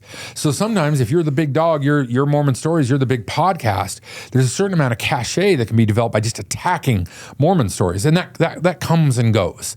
But I think the change in the political climate where LGBT and women's rights are on the ropes again. I mean, there's people openly talking about taking the vote away from women, and so I think that's part of the change. We're Mormonism, ex-Mormonism. We're all part of a bigger sea of what's happening in the world. We can't separate ourselves from it. Something I haven't talked a lot about, and I'm kind of just turning back and responding on a topic that we're chewing on. Like, I felt like from the start, from 2005, I was like, let's talk about feminism. Let's talk about women's rights. Let's educate ourselves about feminism and women's rights. Let's talk about racism. Let's bring on people of color. Let's bring on gay people and mixed orientation marriages and celibacy and conversion therapy. And let's bring on Native Americans and talk about the Indian placement program. And let's, I felt for so long like I was trying to be the good ally for all the possible groups. And to some degree, I did it because I felt like it was right. I did it because I really felt like we needed to do better with all the groups, including the marginalized ones. But it just, over time, it started to feel like you just got pummeled for trying to be supportive, and you could never do it right. And you were either white knighting or white savioring things, or you were apathetic. You were either, you couldn't win. And it just felt like what you got in return for trying to advocate for lots of groups is just eviscerated. Yeah. And to this day, it's not like I've stopped. I do all those things still. And I didn't do it for accolades or warm fuzzies, but it has just been so bizarre to try to be a positive influence amongst lots of different groups, and just to feel like what happens is you just get destroyed. Yeah. And those groups turn on you and you feel like they want to eat you alive. And it's probably just a few noisy ones. When there's a lot of people that remain grateful and maybe you don't pay attention when you feel like that they're grateful. And again, it's not their job to be grateful, but, or maybe they just aren't as vocal.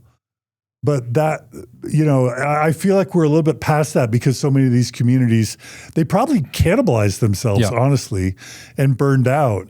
And it's nice to not have to be constantly living in fear of being canceled by everyone you felt like you were trying to lift up and elevate. Yeah. But that's probably where some of my earlier questions about friends betraying you was coming from. Because by far, I'm getting sued by the church right now. Congratulations. It's like, thank you. It's like the third or fourth lawsuit I've been involved with.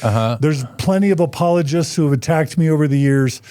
By far the most painful, difficult, worst thing about this job has been dealing with the ex-Mormons and the ex-Mormon activists in various special interest groups. They're the most savage, vicious, mean-spirited historically by far. They're wounded. Yeah. Well, But I don't really make a differentiation between ex-Mormons and Mormons anymore. It's what is what defines you is what you spend all your time thinking about. Yeah. So the fact that you're in this camp or this camp, you're still obsessed with Mormonism. Yeah. Right? Yeah. So the further out I get, the farther away I get from it, the more removed I am from it, the less there's a distinction between Mormons and ex-Mormons. Yeah. And so it's a space where people are trying to find their core identity, and we oftentimes do that by trying things out and failing. That's the second the second adolescence that comes from ex-Mormons. They oftentimes have very weak ethics and morals in the beginning. That's a very short phase. It usually passes through in a couple months. Because their morals had been handed to them, they inherited them. They're weak. And they just absorbed them, but didn't necessarily internalize them, Yeah, right? it's like the Matrix. I mean, like, oh, your eyes are weak because you've never used them. And the church is oftentimes telling people, well, and you hear it in testimony meeting, if it wasn't for the church, I'd be dead in a ditch, drunk, strung out on crack, and I'd be raping everybody. Like, really? Is that really your take? And of course that's a lie for that person too. It's a lie they're telling themselves but you have to figure that out, and you have to look and say, well, what is it that I want? And sometimes your whole life has been programmed. You find yourself with 5 kids, but you may not enjoy being a mother. You find yourself married to a person you've had a decent relationship with, but you got married to him when you were 19. And you're like, is this even what I want? Those are really big questions that the rest of the world faces too. Mormons don't have or ex-Mormons don't have a monopoly on midlife crises and things like that, So it's a tough space, and we try to give each other grace, but it's kind of like being a zookeeper with the tigers and the bears. You got to respect them; they're going to bite. You got to keep a little bit of distance. I'm sure you've learned that. Back in the early days, there'd be open parties.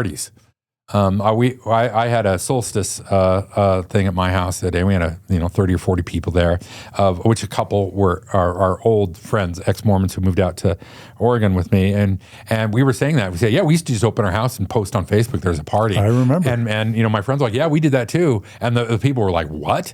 Like, it's a different time. It's a different place, The John Larsen, Zilpha Larsen Mormon Expression house parties were kind of legendary back in the day. Yeah, they were fun. They're mostly good. I mean, I got kind of, I was like, people are drinking.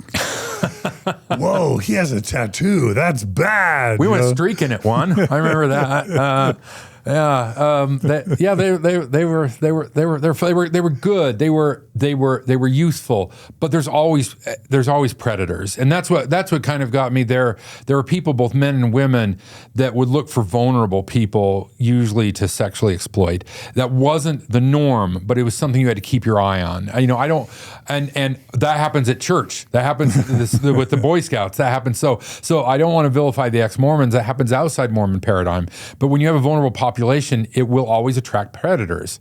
That's one of the reasons. I've got a rabbit infestation and that I kind of get under control, but you got to control the rabbits because otherwise the bobcats will show up, right? so it's the same thing.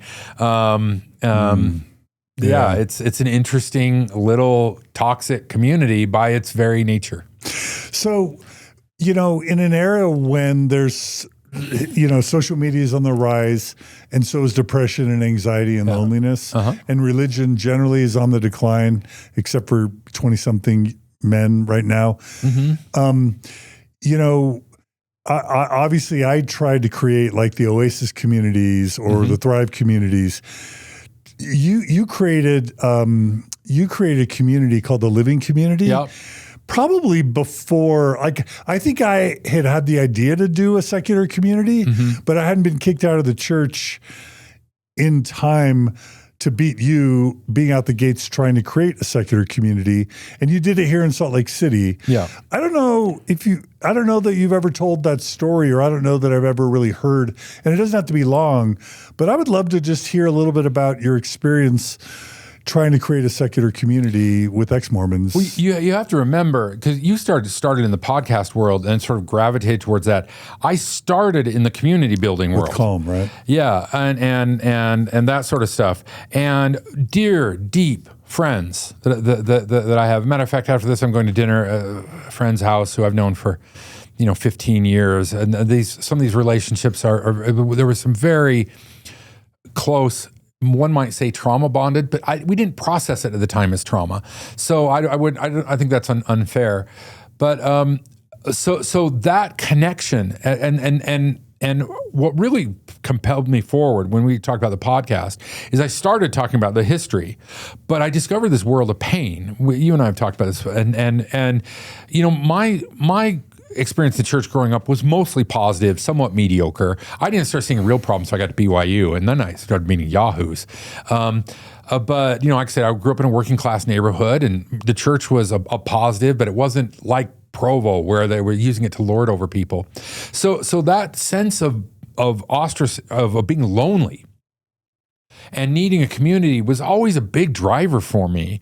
And the people who I corresponded with who would write me, those are the people I was compelled to talk to as opposed to doctrinal or the evangelicals who wanted me to beat up at the church. Poor evangelicals who think I'm their friend. That always ends poorly for them.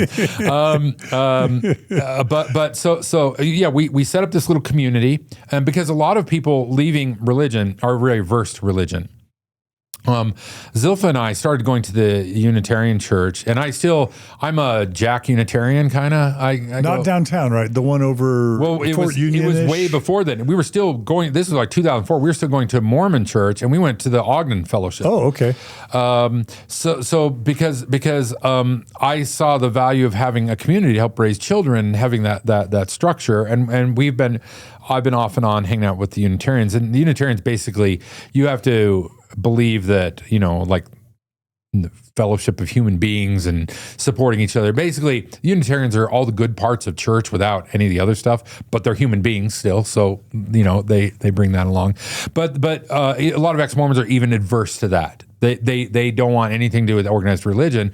So we rented the South Valley Unitarian, and we would go and we would have our kids, it was really primarily centered on family things. So we would have kid activities, and people would lead the kid. Like we did like an egg drop, where you have to make a parachute and activities for the kids to be engaged and just be around other adults and other children and give families a place to, because you have 3 small children, you leave the church, you're suddenly all alone with these kids.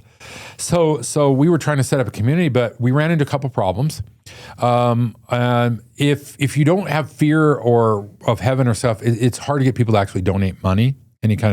Even we always had sufficient for our needs, but like we were talking about the money that it takes to really run an organization like that. And secondly, people were very commitment adverse. We'd be like, are you going to come? And they're like, well, you tell us what you're doing and then we'll decide. And what happened is it was always very well attended. I mean, hundreds of people would come. Wait, how many? Hundreds sometimes. Hundreds? Yes. Wow. That's good. But it was like 10 or 20 people who were doing all the work. And eventually, this living community never died. We just looked at each other and said, why are we inviting these other assholes? And we just kept doing it. We ran what we called Camp Curiosity until all of our kids we had a summer camp that we ran. It was never advertised. There was probably 20 families that we would run up the canyon up here because, we grew up, most of us grew up, and we had Boy Scouts or girls camp, and we saw the value of that. So we ran a secular version of that till all of our kids graduated from high school, and then we moved on. But when you open it publicly, then you get the people coming in who who can be parasitical or try to move it aside. So the living community never went away; it just went underground. Interesting. So how did you structure it at its peak before it went underground? Was there a weekly service? Was there like a TED Talk kind of thing? Was there music? Were there a Sunday school equivalent? How did you structure it? We never got that formal. I think we did it monthly because Sundays are awesome. Yeah. They used to be more awesome. Like in Utah, like 2005, Right. like you could go to Lagoon and there's nobody there. Or the golf course or the ski resort. Yeah. And now Mormons just go do everything. You go to the coffee shop, it's full of Mormons. Like, aren't you guys supposed to be somewhere else? It's our fault. You and I, and others like us ruin Sundays for Utah. I guess. But I'm kidding. So we would have the people who were doing the activity for the kids. I don't think we ever got too formal. We didn't sing, but we might have somebody come play the guitar. But oftentimes the adults just wanted to chit chat. We'd have a topic and we'd sit in a circle and then we would just talk about whatever that topic was. And sometimes it might be like, how to raise, secular kids in a very religious community. And so we'd have coffee and talk, and then the kids would do their activity and we'd come back together. So it stayed pretty informal. And because we didn't want the structure to take over. And anybody can do this. It's just the work is going to fall on the few. And so you look at the course of humanity, you either need to pay them or blackmail them. tell them they're going to go to hell if they don't do this, or you need to compensate them because that's the way the world works. And if you're not willing to do those things, it won't survive. How long did the living community last before it went underground? It went about a year, maybe a little bit over about a year. Yeah, we did some preliminary meetings. We would get together. And we had a core set of values that we had, these 7 values that we created. I think they might still be on my website. If you go to like johnlarsen.org, they might still be up there. And then, so we met and decided the structure. So we basically had a committee, for lack of better words, a kind of a board of directors, but it wasn't that formal, where we'd meet and we would decide. So if somebody wanted to be part of that committee, they could come to the committee meeting. And so we tried to keep from having hierarchies, but hierarchies work because they're efficient. And when you have non-hierarchical organizations, they move through molasses. They're very slow. And once you went underground, how many families about do you think that survived into Camp Curiosity? Yeah, probably 5, 6, 7, 8 core ones, and maybe 10, 15. Yeah. And that's what we found is that. We would do Oasis or we'd do Thrive. People would come over several weeks, and then they'd find 3 or 4 couples that they really vibed with. Yeah. And they would just start getting together and realize they didn't need to come to all these other things. And at first we would be bummed because it's like we were helping people find relationships so they didn't need us anymore. Yeah. And then we realized, oh, wait, that's a good thing. Yeah. But then those relationships would sometimes last and have lasted decades. Oh yeah, and sometimes spans of time. People you haven't talked to. I had an old dear friend of mine. Like last year, we reconnected. We hadn't spoken in 5 years, and we just picked right back up. Yeah, and if you go through, there was Calm. Those of us who ran Calm, and then there's been others. Post-Mormon, Jeff Ricks. Post-Mormon, and the people who do it, they do it as a service, but then they eventually burn out. Yeah. And burnout sounds terrible. They move on. They just move on. So these things are always popping up. I think about the time I moved out to Oregon, the Portland group invited me up to go speak up there. The Thrive group? Thrive. And then I think I went up to one in Bellingham, Washington, like a year later. I haven't heard from them since, but I'm not on Facebook. So, they probably don't even know how to contact me. But also, and I've hosted barbecues at my house for ex-Mormon. I had a lot of them show up. But, I realized I was happy to have them there, but I just wasn't engaged. I didn't care. To be involved in the discussion, but it was an important discussion. So yeah, there needs to be people. People now are lonely, and they're isolated, and they're socially awkward, and you have to have extroverts to be the flag bearers. But those people oftentimes have lots of opportunity, so there has to be that motivation. So, but. It's the nature of the work. You don't want to hang out in the ex-Mormon world. And I think one of the reasons you can do it is you're a PhD in psychology. You kind of know what you're doing, but it can get on you. It can get messy. And most people, rightfully so, move on. Let's see. I don't know. It sounds like you're not really paying attention to Mormon news these days or kind of Mormon current events. You would have had a lot of theories and feelings and predictions about what would happen to the church and how it would evolve or wouldn't evolve. Yep.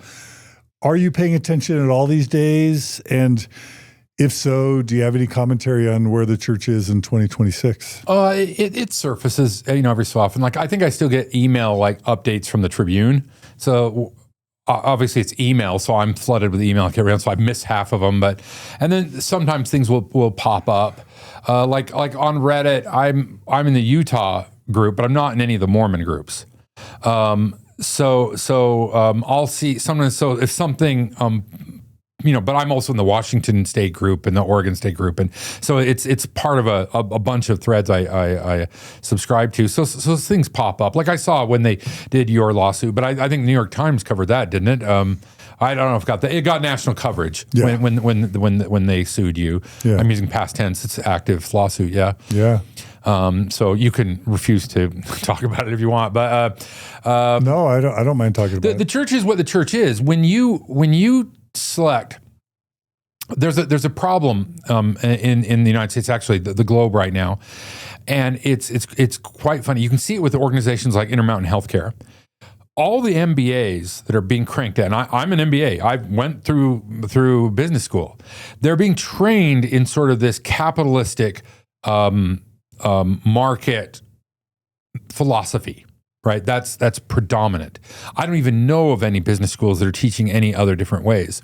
Well, what's happening, and it's been pointed out by a lot of researchers, is these MBAs, they get hired by nonprofits, they get hired by hospitals, they get hired by churches, but they all just operate everything as if it's a capitalistic, meaning trying to raise capital for the shareholders, even when there aren't shareholders. Intermountain Healthcare is sitting on billions of dollars. The Mormon Church is sitting on hundreds of billions of dollars because these guys went to school to learn how to gain profits. The Mormon Church selects its leadership almost exclusively these days from the business world. And so the Mormon... Which includes law, right? Law, yeah. You're talking about law, finance, business, economics, these kind of derivative degrees, where if you go back 50, 60, 70 years, you'd have people who came up through CES, through church education. Science. You'd have scientists. Teachers, Henry Eyring's father, was a legitimate scientist. But now they're usually, if they're not legacies, I mean, a lot of them are from the big families. They're usually schooled in business, and that's how the church is run. So it's completely predictable. If you say, how would executive level for-profit MBAs who have been working for companies, working for shareholders for 30 years, if you suddenly put them in charge of a church, how would they run a church? So you can call me a prophet if you want, but it's absolutely predictable. You just have to assume that the church is not a church, it's a business. And then it makes perfect sense. Yeah. It runs like a business. Explains everything. Yeah. Yeah. And that's where the church is going. The church has a lot of money. They know how to get money, but they don't know how to spend it. And the church is becoming more and more showy. I drive through these little neighborhoods and there's temples everywhere, right? But it doesn't always play. They just opened a temple in Springfield, just outside of Eugene. So that's about 50 minutes from my house. And it'll be interesting because people know I'm a Mormon, or they know I was a former Mormon, or they know I was in a cult. That's what I always say. I grew up in a cult and blah, blah, blah, blah. And, but so sometimes they'll ask, and it's interesting to see the church through the eyes of people who have never been Mormons. And they're really not hostile towards Mormons. Mormons to everybody else are just like Scientologists and Jehovah's Witnesses. They're just little religious weirdos. And the world's full of little religious weirdos, Amish people and Mennonites and Mormons, and and they're all around, and then that's just the way the world sees them. But it's like if you met Jehovah's Witnesses, they're pleasant people, they're nice people, right? That's the way people see Mormons. But it's interesting what it surfaces, but the ostentatiousness of their temples and the lights, they just love to light those things up. I not far from my house is actually an LDS ward house. Now, I actually live in a certified genuine rainforest. We get 60 inches of rain a year at my house, except in the summer, it really stops raining. It goes dry. Because it's so green during the winter, and there's grass all over in the Willamette Valley, the grass goes dormant in the summer. That's what's expected. Grass goes yellow in summer. And the entire town, people do not water their lawns in the summer. That is not something that people do, except the Mormon Church. It has this green Kentucky bluegrass. And because I'm sure that the members who are running that church, it's not their decision. That's coming out of Salt Lake. And Salt Lake is making that decision. It was pointed out to me years ago that if you go to like a LDS, and maybe this is still true, an LDS chapel like in Louisiana, there's a shovel in the closet, like a snow shovel. Yeah. They just standard issue give everybody a snow shovel. Yeah. And that's a very Mormon way of doing things. It's standard. It's the way it's done. But they don't consider how that plays out. That is seen as sort of bad form. You don't water your lawn in the summer. That's wasteful. But for them, you have a well-manicured green lawn. And that's the same thing with the temple. Why do they have these big floodlights on this building at night? Like, why don't you turn the lights off? And I think that kind of sums up the way the world sees Mormons. It's branding, right? And marketing and That's branding. the way they see it. If you talk to Mormons, they think their architecture is so amazing, it's going to cause people to just see the grandeur of the church. But these people need to get to the old world and see the cathedrals and see what something really breathtaking is like. You know, the Mormon temple, the Salt Lake Temple, is a cargo cult. And what do you mean? So cargo cults. This is something that if you want, dear listener, you can pause and go down this rabbit hole. During World War II, as the war was ramping up in the East, you know, and the Japanese Empire had expanded, and they had stations all over islands.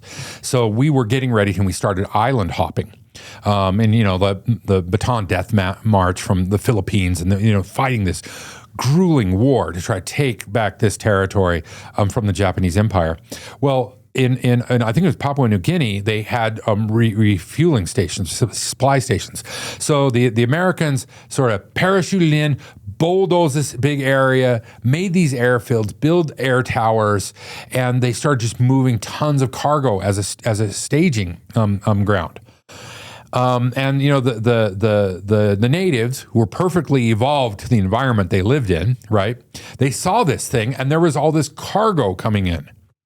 But they could see, I mean, they weren't idiots, they could see these planes, but they didn't understand the planes. So they were there for a short time, for maybe a year or two, and then it all went away. And this religion formed, and it's still there today, the cargo cults. And the savior of the cargo cults is a guy named John Frum, F-R-U-M. And there's some, is it John from Louisiana? Where did they get John from? Nobody knows. But they build out of like wood, these towers, and they have like coconuts they use as like the ear things, and they pray for cargo. I'm dead serious. I'm not making this up. This is a real thing, the cargo cults. And what it is you see something and you think you understand it.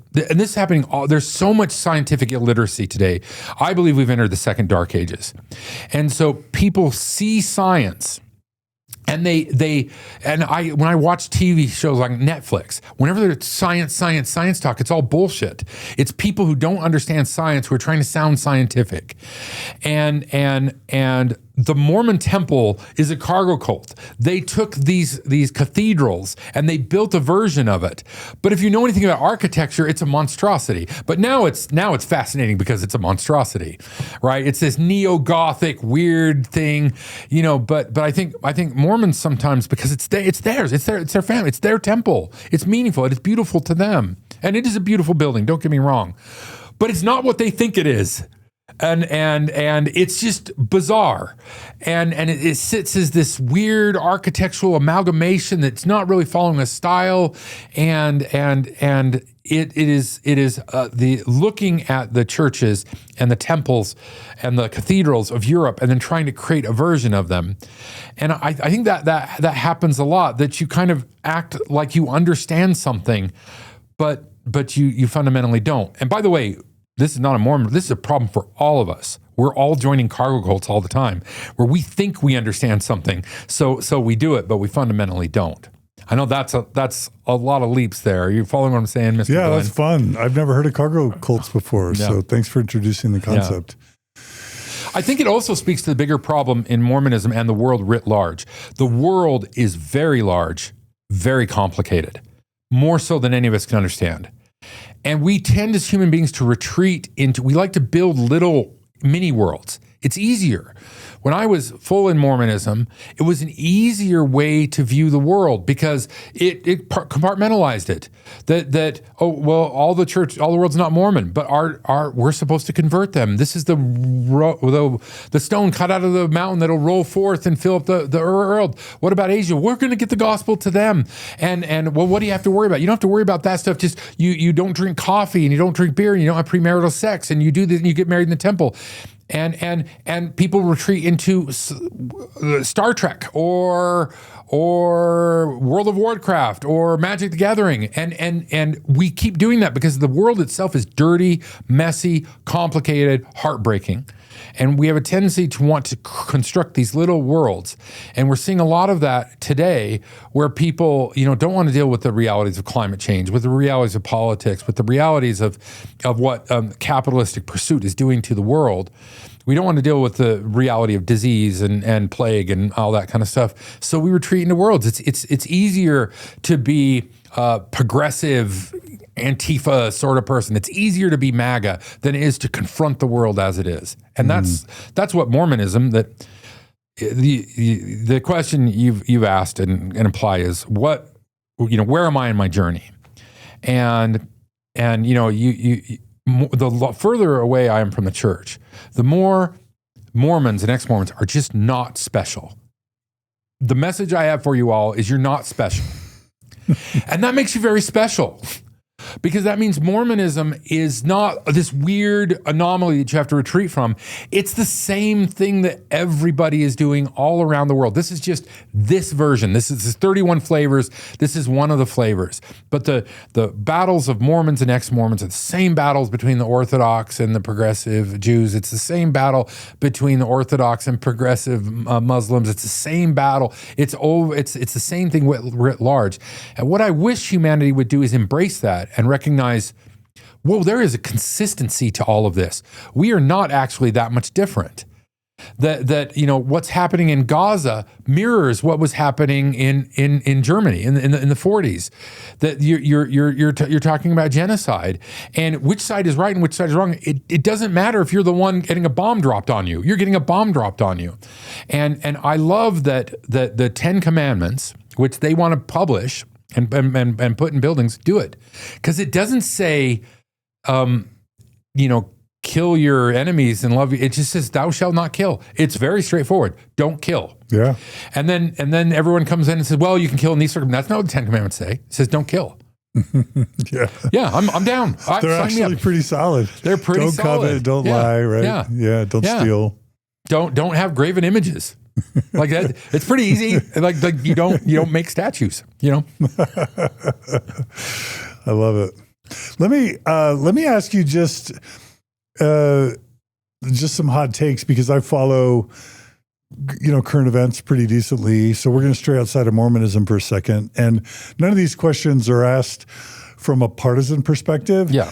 They're just from a human perspective. I'm curious. So I saw this clip the other day that more people have been arrested for the Washington Memorial Pool that was supposed to be blue and it's still green. And more people have been arrested as suspects for sabotaging that pool than have for the Epstein files. Yeah. What are your thoughts on the Epstein files and what has not become of them? Well, I think that nothing has changed throughout human history. I think that you have always had an elite who control most of the resources of the planet. You look at the sins of Henry VIII or Napoleon or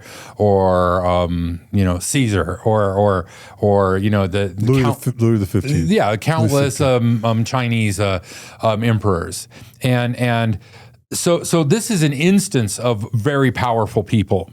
If you go to a rich person's house, we're talking somebody who's worth 8 to 9 figures. What you'll see in their house is they'll have jet skis and they'll have snowmobiles and they'll have quad runners and they'll always have a pool table and sometimes they'll have a bowling alley. But the bowling alley they're not bowlers. They're not pool players. They're trying to own and consume, because in order to get that kind of wealth, that kind of prestige, that kind of power, we're talking the entirety of human known history. You take.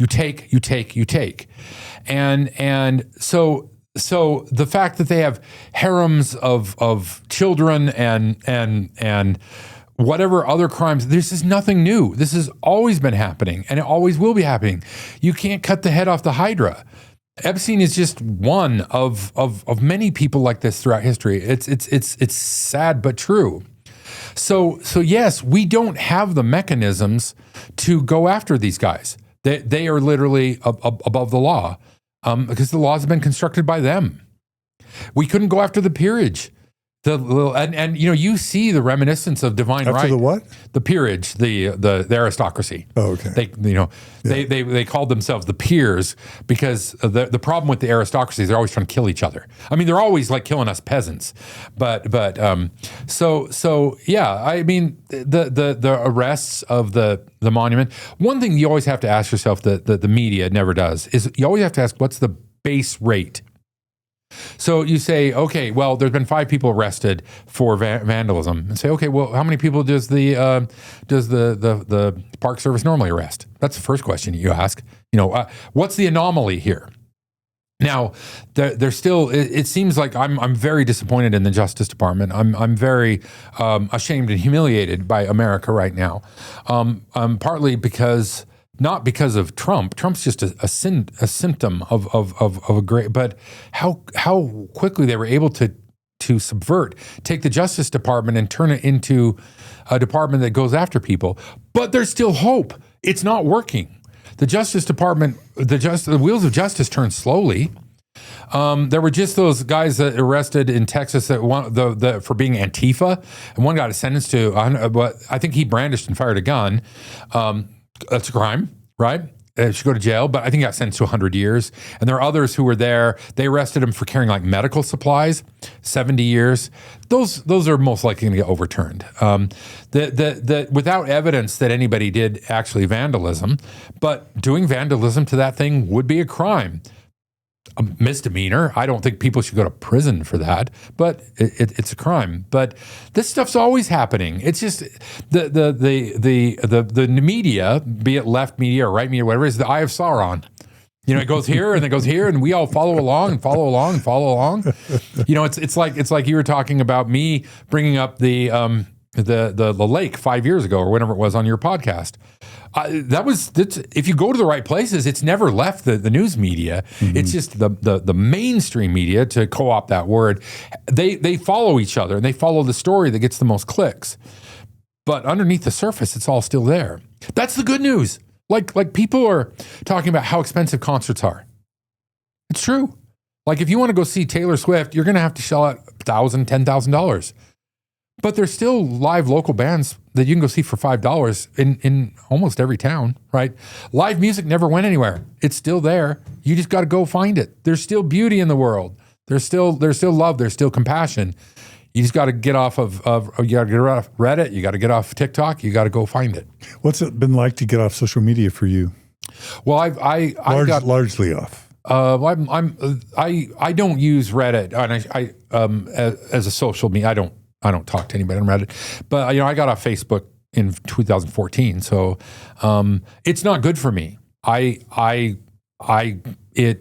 dopamine hit. I'm sort of ADHD, and it's not good for me. I'll keep digging, and it doesn't make me feel good, and so for my own mental well-being, it doesn't bring me joy. It doesn't bring me peace. Same with Instagram and TikTok. I don't have any of them. YouTube. No. YouTube I have, and I actually subscribe to YouTube, but I use it. I play the bass guitar, so I use it mostly for music. And I have to be careful not to get sucked into things. Yeah, I have to be cautious. Real quick, what do you think about the Strait of Hormuz? It was completely predictable. It was in all. Everybody knew. Everybody knew that's what would happen. I mean, that's what's funny about the funny that they said for why does it, you hear all this rhetoric about nuclear weapons for Iran. You know who's got nuclear weapons? North Korea. Why don't we go to war with North Korea? Right, well, the answer is obvious. Yeah. Like it wouldn't end well. But that was the answer for Iran. It's clear. If you just take people inside the administration, what they say, that there isn't an up channel of information. So America got into a war that it can't win. We didn't win the Vietnam War. We didn't win the Iraqi War. We didn't win the Afghanistan War. We didn't win the conflict in Korea. Like I was watching when the Russians first invaded the Ukraine, and there was worry that that the tanks were going to hit Kiev, right? And I remember I was watching some pundits on CNN or something, and the guy was like, he was some military guy, and he's like, he said there's no military doctrine for running tanks into a metropolitan area. Nobody's ever done it. And so I'm like, oh my God, that's crazy. And they went on and said, there's too many high places. Like if you let's imagine if you ran a tank down Salt Lake City, how many sniper positions are there? How many places could you throw up a barricade pretty quickly, lock that tank in, and then go hit it on the side underbelly? Like, tanks are not good in urban environments. And I went and I did a dive, and it's true. Nobody's ever taken a city with tanks. Wait, World War II, there weren't German tanks going through Paris streets or whatever? Well, you're talking about the Blitzkrieg, which was a little bit so it's like Alexander. Like he learned they were on horses, and they just went fast. And then the phalanx came along, and they'd use these 30-foot poles, and they'd drive them into the ground, and they'd do them 3 rows back. So if you're running a cavalry charge, the countermeasure in the history of warfare is always cheaper and easier than the measure. But there's always a gap. So there's conquerors who come in during the gap until you figure out the countermeasure. The Vietnamese, they dug tunnels, right? We were leveling, just dropping bomb after bomb after bomb on rice field. And the same thing in Iran. Iran had already prepared. They had 5 levels deep of leadership. They had plans that if your leader gets killed, it's this guy, and if that guy gets killed, it's this guy and this guy. You can't bomb that into submission. So it's American hubris. But Americans aren't special here. I'm not criticizing America. This is always what every empire does. It gets too big, it gets too powerful, it gets too, it extends itself out too far, and it collapses. The good news is, after empires collapse, life usually gets better. Not for the empire. For the citizens, of the empire? Let's take the Roman Empire. After the collapse, a lot of the rich people left Rome, and they went out and bought up property and started villas. So all these villas all around Italy really are, in a lot of ways, a product of the collapse of the Roman Empire, because people found a better way to live.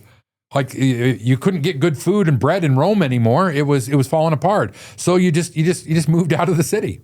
And that shaped modern Italy. Are you giving us an optimistic outlook and worldview? It's right a now? pendulum. Okay. It always the Nazis were only in power for 12 years. Those were a rough 12 years, right? And but Nazis, that sort of nationalistic thing that exists in Mormonism, that we're superior, we're God's chosen people, we're the people who should be leading things, that is always going to be with us. It's like I hate politics. I've never joined a political party. I think politics is itself a subversion of democracy. But the idea of the progressives versus the conservatives, those are two philosophical positions that will always be with us. They can't defeat one another. They're two sides of a coin. The conservative philosophy will never beat the progressive, and the progressive, it's just part of human nature. The church needs you. I know that. I'm helping them all the time. That's what I do, is I help improve the church. That's really what my day job is. Yeah, well, they should read up about the Streisand effect. That's what they're getting with you. Oh my gosh, we've had like 12,000 subscribers since they sued me. Yeah, I'm exaggerating, but not by much. I never got sued by the church, but I was lawyered up. I had a Washington, D.C. law firm, and whenever there was just even a tiny hint of blood in the water, the lawyers would start calling. There's a lot of high-powered lawyers, and you don't have to say anything, who hate the church. And they are willing. Oh, I know. And there's a lot of rich people who hate the church. Yeah. There's a lot of rich people with names you would recognize from the church who hate the church. Yeah. And the church goes after somebody like you. I'm not saying, I have no idea. John and I have not talked about this, but I guarantee you the resources are pulling in. And when I saw that, I'm like, oh, those idiots. They're what are they doing? But they're trying to do a SLAP lawsuit, strategic lawsuit against public participation. This is a strategy that is used all the time. Big money. They just try to throw. Trump does it all the time. They know they don't have a winning case, so they just throw lawyers after lawyers after lawyers. I mean, the fundamental case of do they own the word Mormon is patently ridiculous. So they're not claiming that. They're claiming that over a 3-year period, as I understand it, that over a 3-year period, because we decided to rebrand to blue, even though we used blue before. Yeah. Because we came back to blue and had some light rays and used the word Mormon and used some of the copyrighted images that we feel were under fair use. They're saying that it's that combination of all those things for 3 years that is the trademark and the copyright violation. Yeah, well, they're going to have to do some discovery, and then your attorneys get to do some discovery, and that's usually when they'll back down. You think? That's what you think is going to happen? I think they're trying to grind you into the dust. That's what they're trying to do. But it doesn't always work. I'm curious to see. I don't think they care if they win or not. I don't think it's on their radar. So like if it ends up being, judge rules in favor of open stories and John Dehlin, they get to keep the word Mormon, and they don't have big fines for trademark or copyright violation. You don't think the church feels like they have egg on their face that they lost? I think one of the problems that you say the church feels, of course, it's a corporation, it feels nothing. Yeah. But it also has a really weird, bizarre management structure that has a fatal flaw in that the people at the top now, because of modern medicine, are usually senile and very old. So there is always a constant power vacuum. And people work in the church talk about this, that there'll be whole initiatives people will be working on, then a single general authority will come and move. What does the church want? I don't know. The church has not been consistent about Mormons and the Mormon messaging. It's not even the Church of Jesus Christ of Latter-day Saints. The Strangites have the copyright on that. It's the Church of Jesus Christ, capital L dash small d. And so you go back historically, and the kind of stuff that they claim to have control over, they don't have control over. But like I'm not a lawyer again, but they have to show intent. Like they can't just say we think they went to blue because they're competing with us. They have to show some sort of evidence, right? Yeah. And so that's what. But they'll want. Well, they also have to show harm. Yeah. How are they going to show harm when they make?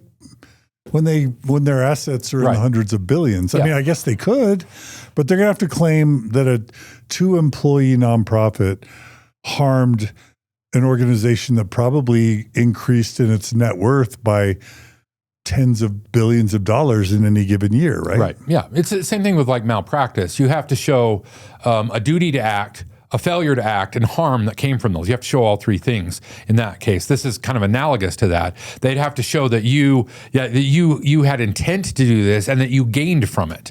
And that's a pretty steep hill. Yeah. Now, I think one of the things they're hoping is traditionally the courts have been very deferential, and the Supreme Court is very deferential to religions right now. So I think they're hoping to ride that wave. But this would be a very strange precedent. But who knows? Maybe you're going to be argued before the Supreme Court. Depends on what you guys want to do. Yeah. But I don't see wanting to settle, and we're now countersuing them, so they can't drop it even if they want to, because we're now suing them. Yeah. So, it's possible that my prediction is they'll settle with you at some point. Meaning they'll do whatever they can to convince me to stop? Well, it'll most likely involve an NDA, so none of us will ever know, except you, in your heart of hearts, what that settlement is. Up till now, I refuse to sign any NDA, even in mediation, because I general good advice. Like it's one of the things bringing our society down. Refuse NDAs. Yeah, and a lot of them aren't legally enforceable anyway.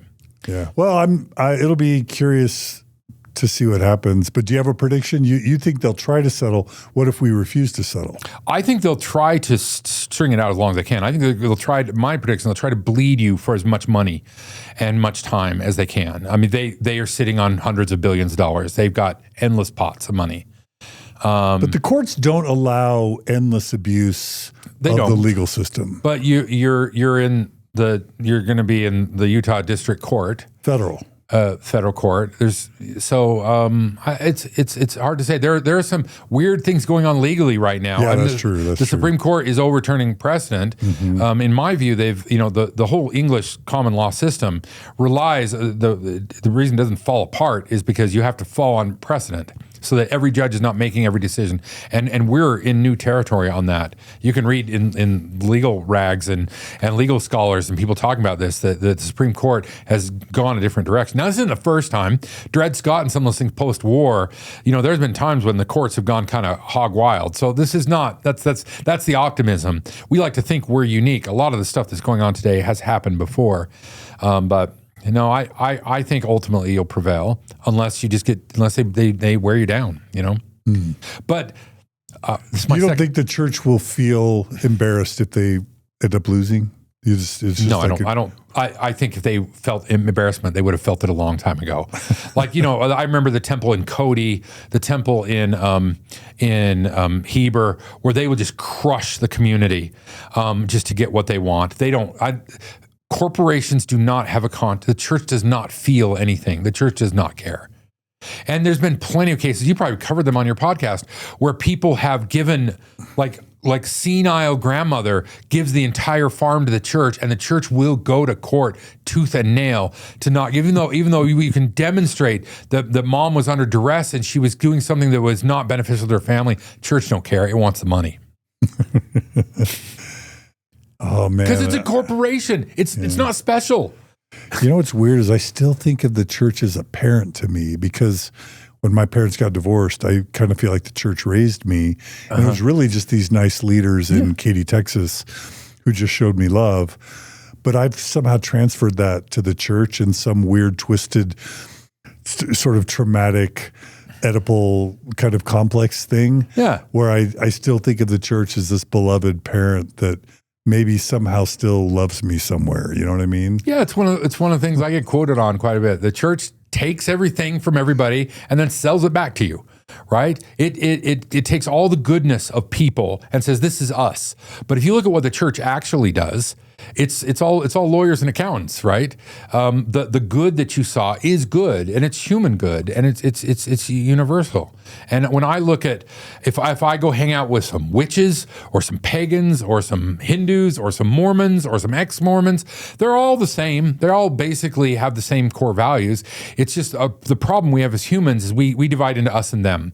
And us, we treat with ethics and morality, and them we can do whatever we want to.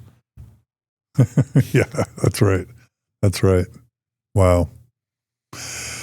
Well, so I'll never forget the episode you did when you were kind of retiring Mormon Expression. The first time, second time, I'm not sure, but when we did it on stage at the. Well, we did that, but when you coined this term being an ex-Mormon, yeah, how's that going? I know we've kind of talked about it. But I don't. It doesn't have any purchase in my soul anymore at all. Mormonism doesn't. To me, it's very. I was trying to think of the analogy. I knew we were going to have this question. It's like college. I can think about my experience in college. I don't process the world through my collegiate experience anymore. I'm sure I did. It was something that happened to me. It was junior high school. It was high school. But I don't filter through. Now, when I got with Kimmy, she had been divorced for 10 years, and I'd been divorced for like 2 years, and I'd been out of the church for 10 years, and she'd been out of the church for 2 years. So it's funny, that I'm ahead of her, or she was ahead of me in processing the divorce, and I was way ahead of her in processing. And it's been interesting to watch her as it has less and less and less emotional impact. It has no emotional impact. And to a point, that's where I can engage it. Like, I don't feel any embarrassment or shame that I was a Mormon. I don't feel any embarrassment or shame that I was an ex-Mormon.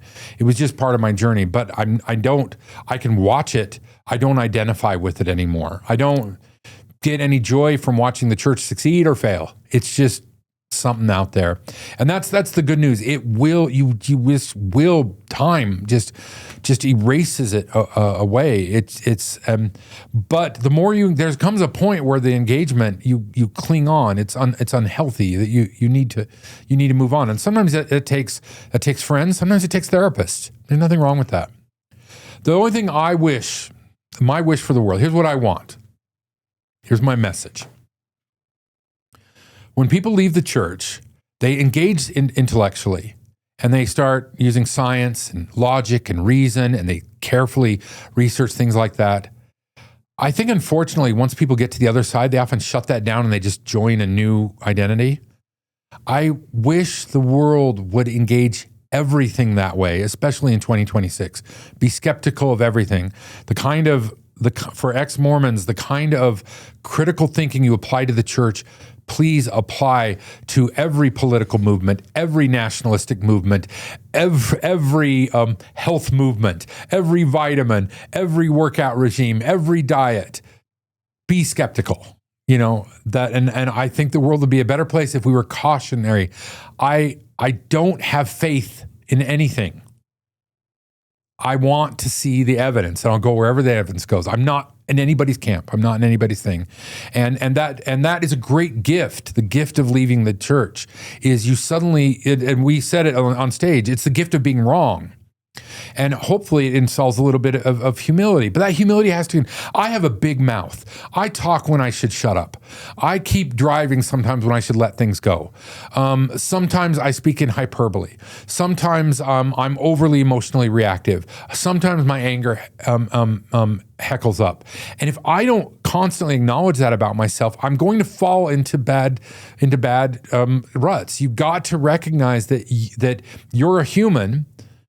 And, maybe forgive yourself for what, I don't even know what forgive means, but acknowledge it and know that, hey, I joined a cult. I have a propensity to join cults, so I got to be careful.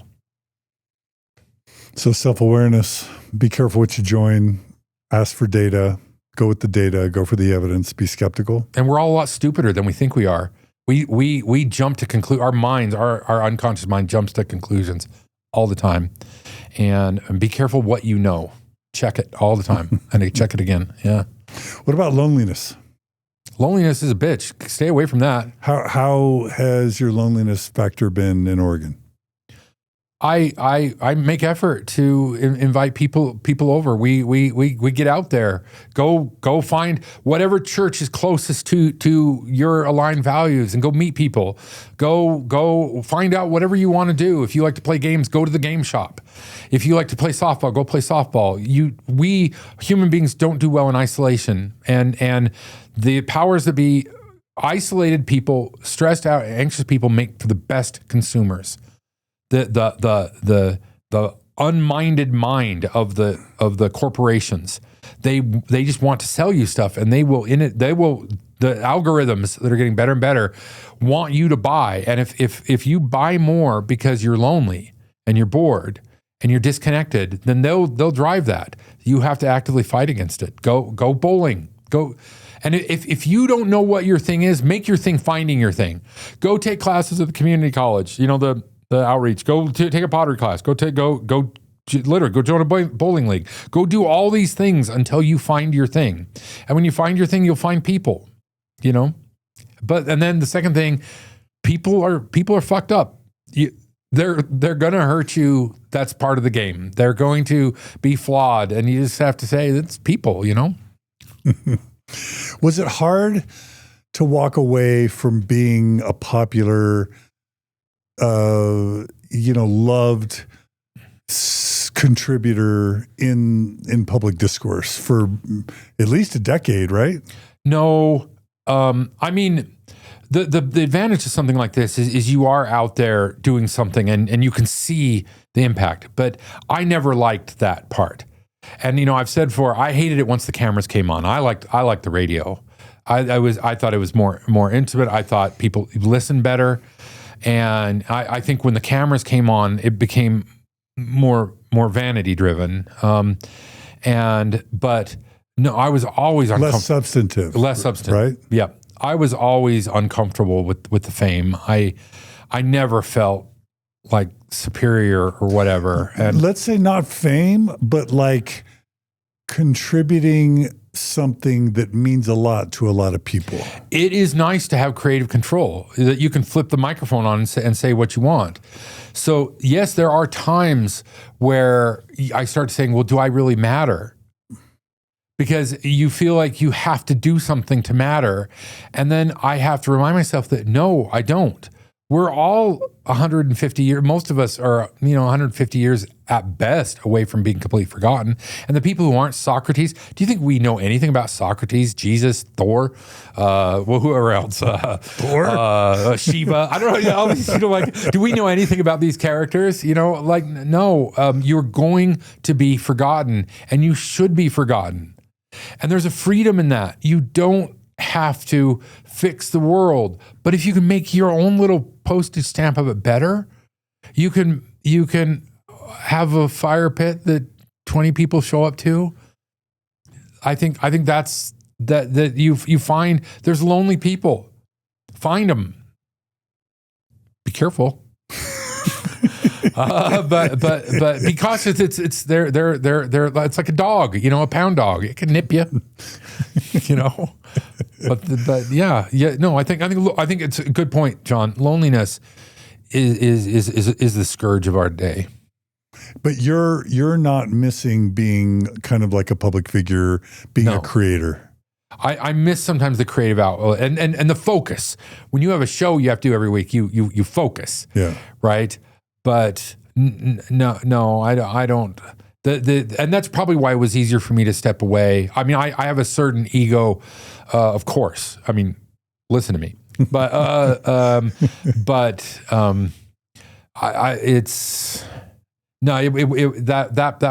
part wasn't that hard. But having that, and I acknowledge the beautiful, wonderful gift is to have a microphone, to have a voice. But sometimes the thing to do is find a voice for other people. Yeah. And this is what I do. I love you guys, the Mormons, the ex-Mormons, the people who move beyond. You're all my people, and hang in there. It's tough. It's hard. It's tough. Go shovel shit with them.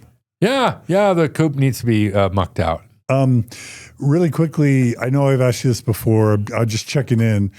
You have a magic wand.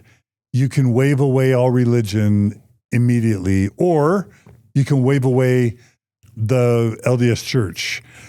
Do you wave religion away in 2026 and just take it away because it does more harm than good? Or do you wave away the Church of Jesus Christ of Latter-day Saints because you believe it does more harm than good? Well, I would go large because I think, Utah and the Mormon thing, it's a small microcosm of humanity in general. And there's a lot of weird, there's weird cults in China that have, 200 million people in them. So that I'm probably exaggerating, but a lot more than the impact of the Mormon Church. I'll tell you, here's my take on religion. Religion is great when it's in the minority. When it's in the minority, it helps give people identity. It helps as soon as, I don't care what religion, as soon as it takes over and becomes the majority, it starts to impose its will. So I had my magic wand. I'd make it so the religion is still here. People seem to need it. But it would always be a minority player. It would stay in its place of doing what it says, doing what Jesus taught. Taking care of the sick, taking care of the, judge not, lest you be judged, surrender to Caesar what is Caesar's, all that stuff. But as soon as it gets into the position of power, then you have the Mike Lees come out and you're like, what is wrong with this guy? So religion can stay, according to John Larsen, but in the minority. In the minority. That's where it serves best. It shouldn't rule. It shouldn't rule. Are you worried about AI, artificial intelligence?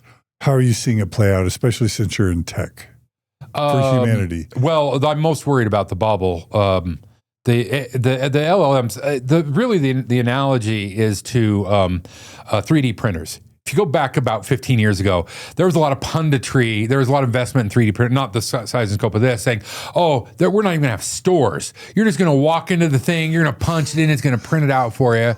3D printers have their place, but they're not. People we're going to print houses, we're going to print cars. It's going to revolutionize everything, but it's limited technology. What LLMs is they're a statistical engine. And so what they do is they feed off of all the output. But they have some problems that they are actually killing the output.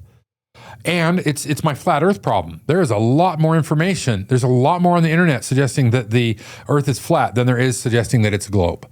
But the LLMs, like singular, like intelligence, I came from linguistics and I was studying automatic grammar systems and artificial intelligence. We don't know what I is yet.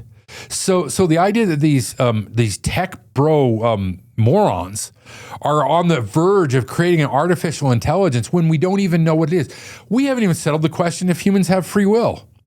So the idea that this system, if we just read every word that's on the internet, and then we have these great big processors that can statistically process through every use of the word can't, suddenly it knows things. To me, I find the idea patently ridiculous, and it's playing out. You're saying garbage in, garbage out. Garbage in, garbage out, yeah. And they're actively killing the motivation to put anything on the internet. I mean, the old deal between Google and everybody else was Google would index your site. It would read your site and pull all your content, but then it would click through and send. And so you would go on Google and you'd optimize your search engine so that you get more click-throughs, and it was a symbiotic relationship. The AIs are trying to kill that. They're trying to stop the traffic. But if they stop the traffic, if nobody actually goes to Wikipedia anymore, then people will stop updating Wikipedia. So the LLM will starve itself of content. And that's one of its key flaws, and one of the flaws they're running into already. Interesting. So it's not what they're saying. And the biggest problem is the amount of money invested in it. I think I read that every one of us, to cover the cost of the current infrastructure, would have to be paying $2,000 a month in fees just to cover the current cost. That's not going to happen. So there is going to be a retraction. Is it going to be a big bubble pop, or is it just going to be a slow retraction? I don't know. So like stock market imploding kind of thing? The amount of stocks in the amount of wealth that has shifted to those companies, the amount that they control. You know, Elon Musk hit $1 trillion, and 4 days later hit $2 trillion. And what? I didn't hear $2 trillion. Yeah, it's doubled. But he doesn't have. There aren't $1 trillion. I just read that he went under $1 trillion again. Well, that's because it's the valuation of these stocks, and SpaceX just went IPO, and when that happens, what tends to happen is you'll see the stock price inflate and then deflate, and then it'll eventually come to a price. But the traditional profit versus expense ratios and things like that, they're way off. The whole market's way off. The market shows that it's overinflated. So the likelihood is a correction. That's what happens. But the correction may not be a bad thing. Because what? Well, the percentage of money that you and I have in the market, and what money do we have in the market? We have, if you have a pension, it's in the market. But also your hospital's endowment is in the market. Your college's endowment is in the market. It's all these diversifications all point back to the same place. But the market is increasingly controlled by fewer and fewer entities. So your share of the market is becoming smaller and smaller and smaller and smaller. Like if you own a mortgage, inflation is not necessarily a bad thing, because the amount you owe becomes less and less. Right. It's the problem if wages stagnate and that's what we've had. So why does this matter? Because the church has lots of money. Like if the markets deflate by 1/4 or 30%, you know, like they did in the Great Depression, these institutions like the church will feel the pinch. You know, and that's why it's good. The system we have, we kind of hinted at this before, is on growth. Like you put your money in the stock market, and a company needs to grow. It needs to grow at a certain rate. Like just paying the bills is not good enough. It has to grow. This is why they want population. Population growth fuels growth. If you sell washing machines and the population grows, you will sell more washing machines year over year. If the population starts to stagnate, you no longer have that guaranteed growth, but the entire global economy is dependent on growth. That's why they're panicking, because we know there's overuse of resources. So from an Earth perspective, having fewer people is better. But from raw, unadulterated capitalistic growth, we have to have that growth. But that you can't have infinite growth. So I don't know if it'll happen in 10 years or 300 years, but the system has to correct it. But I have optimism. Like we haven't discovered every economic system. They talk like there's capitalism and there's socialism and Marxism, and they can't even define those terms. But there's an infinite number of models of democracy and economics that we haven't even discovered yet. So we just have to, stop labeling everybody who says anything that's contrary to the American propaganda line as a communist. We have to start saying, well, let's go back to the drawing board. I mean, that's what the founding fathers did in the American experiment. They went back to the drawing board and said, well, this isn't working. Let's try again. And I think that's what Joseph Smith did. This isn't working. Let's try again. But there are mystics and there are priests and they're gurus. The mystics, the Jesus Christs, these are people who, they're always progressives. They're always revolutionaries. They're always interesting. Then the priests come in and they codify it and they make rules and they collect money and they ruin it. Every religion is a ruined mystic. The gurus are just people trying to pretend to be mystics for money. So we need the mystics. The mystics have to emerge. How do you distinguish between a mystic and a guru? Mystics usually aren't looking for money. And usually you never hear about a mystic till they're long dead. Okay. And you're not worried about... They don't have man buns either. No man buns? So you're not worried about population collapse and all that stuff? No. Like Elon's freaked out about we're not making enough babies. Elon's a fucking moron. Okay, JD Vance. Like, no, I'm just saying there's a group of people really concerned that we're not having the babies we should be having. It will impact the global economy. It will impact us. But the retraction is a biological thing happening. It's global. It's everywhere. But you can't, we talk to our kids, in their early 20s as they think about having kids. And we already have to say, well, Kimmy and I basically have to be the nannies, which is a model for the longest time. I read recently that childcare in America now costs more than college. It's unsustainable. Most people can't have kids. It's just out of the reach. Wow. So the system, although the breaking down of the system is painful, and I'm not encouraging. I don't want that chaotic, but we're already there. We're already in a liminal space. This is not, humans can't live the way we're living right now in 2026. The young people, they don't have hope of a home. They sometimes don't even have hope of a car. You can't have school teachers who even have their own apartment. That's not sustainable. And we know that once the populace gets hungry, and we're starting to skirt up against that, then bloodshed comes always. Not encouraging it. I don't want war. I don't want violence. I'm just telling you historically, you keep pushing down the line we are, and there will be revolution. That's history. Are you a grandpa? No. Not yet. Okay. Yeah. You talk about childcare, so. Well, I mean, the kids look and say, my kid's real dilemma is, should we go to college? Yeah. And I'm like, I don't know. I was in the humanities. Kimmy was in the humanities. So I think it's a shame that we're losing critical thinking skills. But the economics of going to university for the working class, for the majority population, the middle class is disappearing, right? The church could help with this. The church could. It is. It's creating cheap university experiences through pathways for the world. I'll take your word on that. Cheap online religious / some college level education. Okay. I think oftentimes when evangelicals or Mormons go into communities, they do help clean up water and help, and we have to acknowledge the good that religion does. Yeah. But to me, it's important that they be truthful, that the good you do doesn't dismiss the lies you tell. Yeah. Fair. Well, John Larsen, I think I'm hearing mostly optimism, although there is some blood and chaos. I'm a cynic. And they say a cynic is a disappointed optimist. But I'm still hearing optimism. The world is stranger.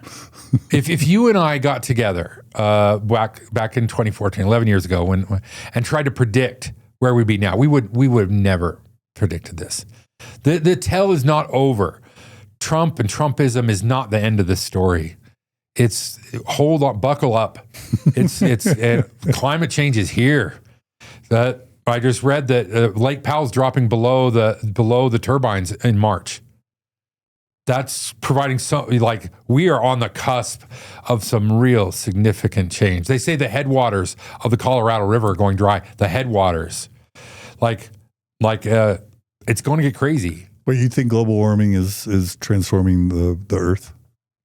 I don't think it is. It is. It has. It's not. Is it going to happen? It already happened. Yeah. Like it's the transformation has already occurred, and that is the big story. This is all just a distraction. But people. There's this narrative in the United States that like if society breaks down, people will start killing each other with guns. But when society breaks down, that's not what happens at all. Like. Most people, I don't know what percentage of people in the United States work as technicians. They put things together. Like if the world collapsed on Thursday, on Friday, everybody just go back to work and put it back together again. But they'll put it back together again different. We adapt. Will there be pain? Will people die? Yes, unfortunately. Will there be war? Will there be famine? Will there be disease? Avoidable things? Sadly, yes. But I have faith that humanity, that we'll find a way. And in fact, when the oil is $20 a gallon, then we won't be able to import textiles from China, which means we'll have to open textile plants.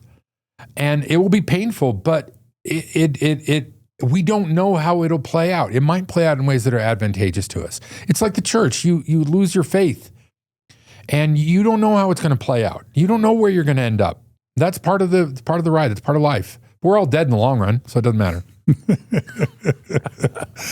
John Larsen, you're a prophet. I'm so grateful that you would stop in, check in with us. All the time people tell me, bring back John Larsen, bring back John Larsen.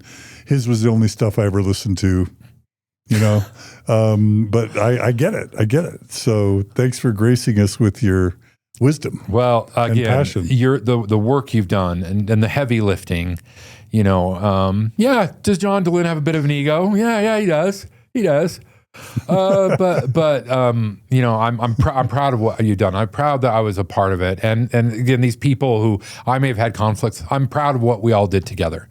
And we're getting old. It's time for the next generation to step up, and it's going to look different, Yeah. Well, we don't want to go down another rabbit hole, but I'm really curious once I step down and what's going to happen to kind of ex-Mormonism, because I've been doing this a long time. And well, as long as you have the fire in your belly, I don't think you need to step down. Yeah. I think the next thing emerges. You don't have to clear the runway. No. I'm pretty alone here. You know what I mean? Yeah. And I'm not trying to build community or coalitions anymore. I'm just doing my thing and watching what else comes up. I think if you knew the full story of people who just connect by just talking about what you're doing, I think you're building more community than you're ever aware of or ever hear about. I think the service that you're doing, and it was something that one of the great podcasters who came before me said.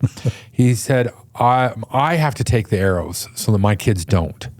And you have to be the victim of these lawsuits to pave the way for the future. So thanks, John, for taking one for the team. Thanks, John Larsen. All right. Will we come back from time to time? Sure. Yeah. It's been too long. I come rolling in town at least once a year to say hi to Mom, Okay. Yeah. Well, I'm glad you stopped by and check out our comments. How do people reach you if they want to come do a tour and shovel chicken shit? My email is johnlarsen, JOHNLARSEN .org. John@johnlarsen.org. So they can email you there? They can email me there. And they can visit your farm. Well, we'll see. You got to not be crazy. Okay. All right, brother. Well, it's great to have you. Thanks for all pleasure. you do. Indeed. Come back again. Thanks. All right. Thanks for joining us today on Mormon Stories, everyone. Thanks to Julia and Brooklyn for all they do, along with our board and our other co-hosts. Thanks to the donors that make this possible. MormonStories.org/donate is the way to donate. MormonStories.org/legal is the way to help support our legal fund. MormonStories.org/apply is the way to apply to be on the show. We'd love to have you. Email us at MormonStories@gmail.com. Be good to each other. Be kind to each other. And let's enjoy the ride. And I like the optimism that you brought, John. So let's try and carry a little bit of John Larsen with us wherever we go. In the name of Mormon Expression, amen? Amen. All right. Take care, everybody.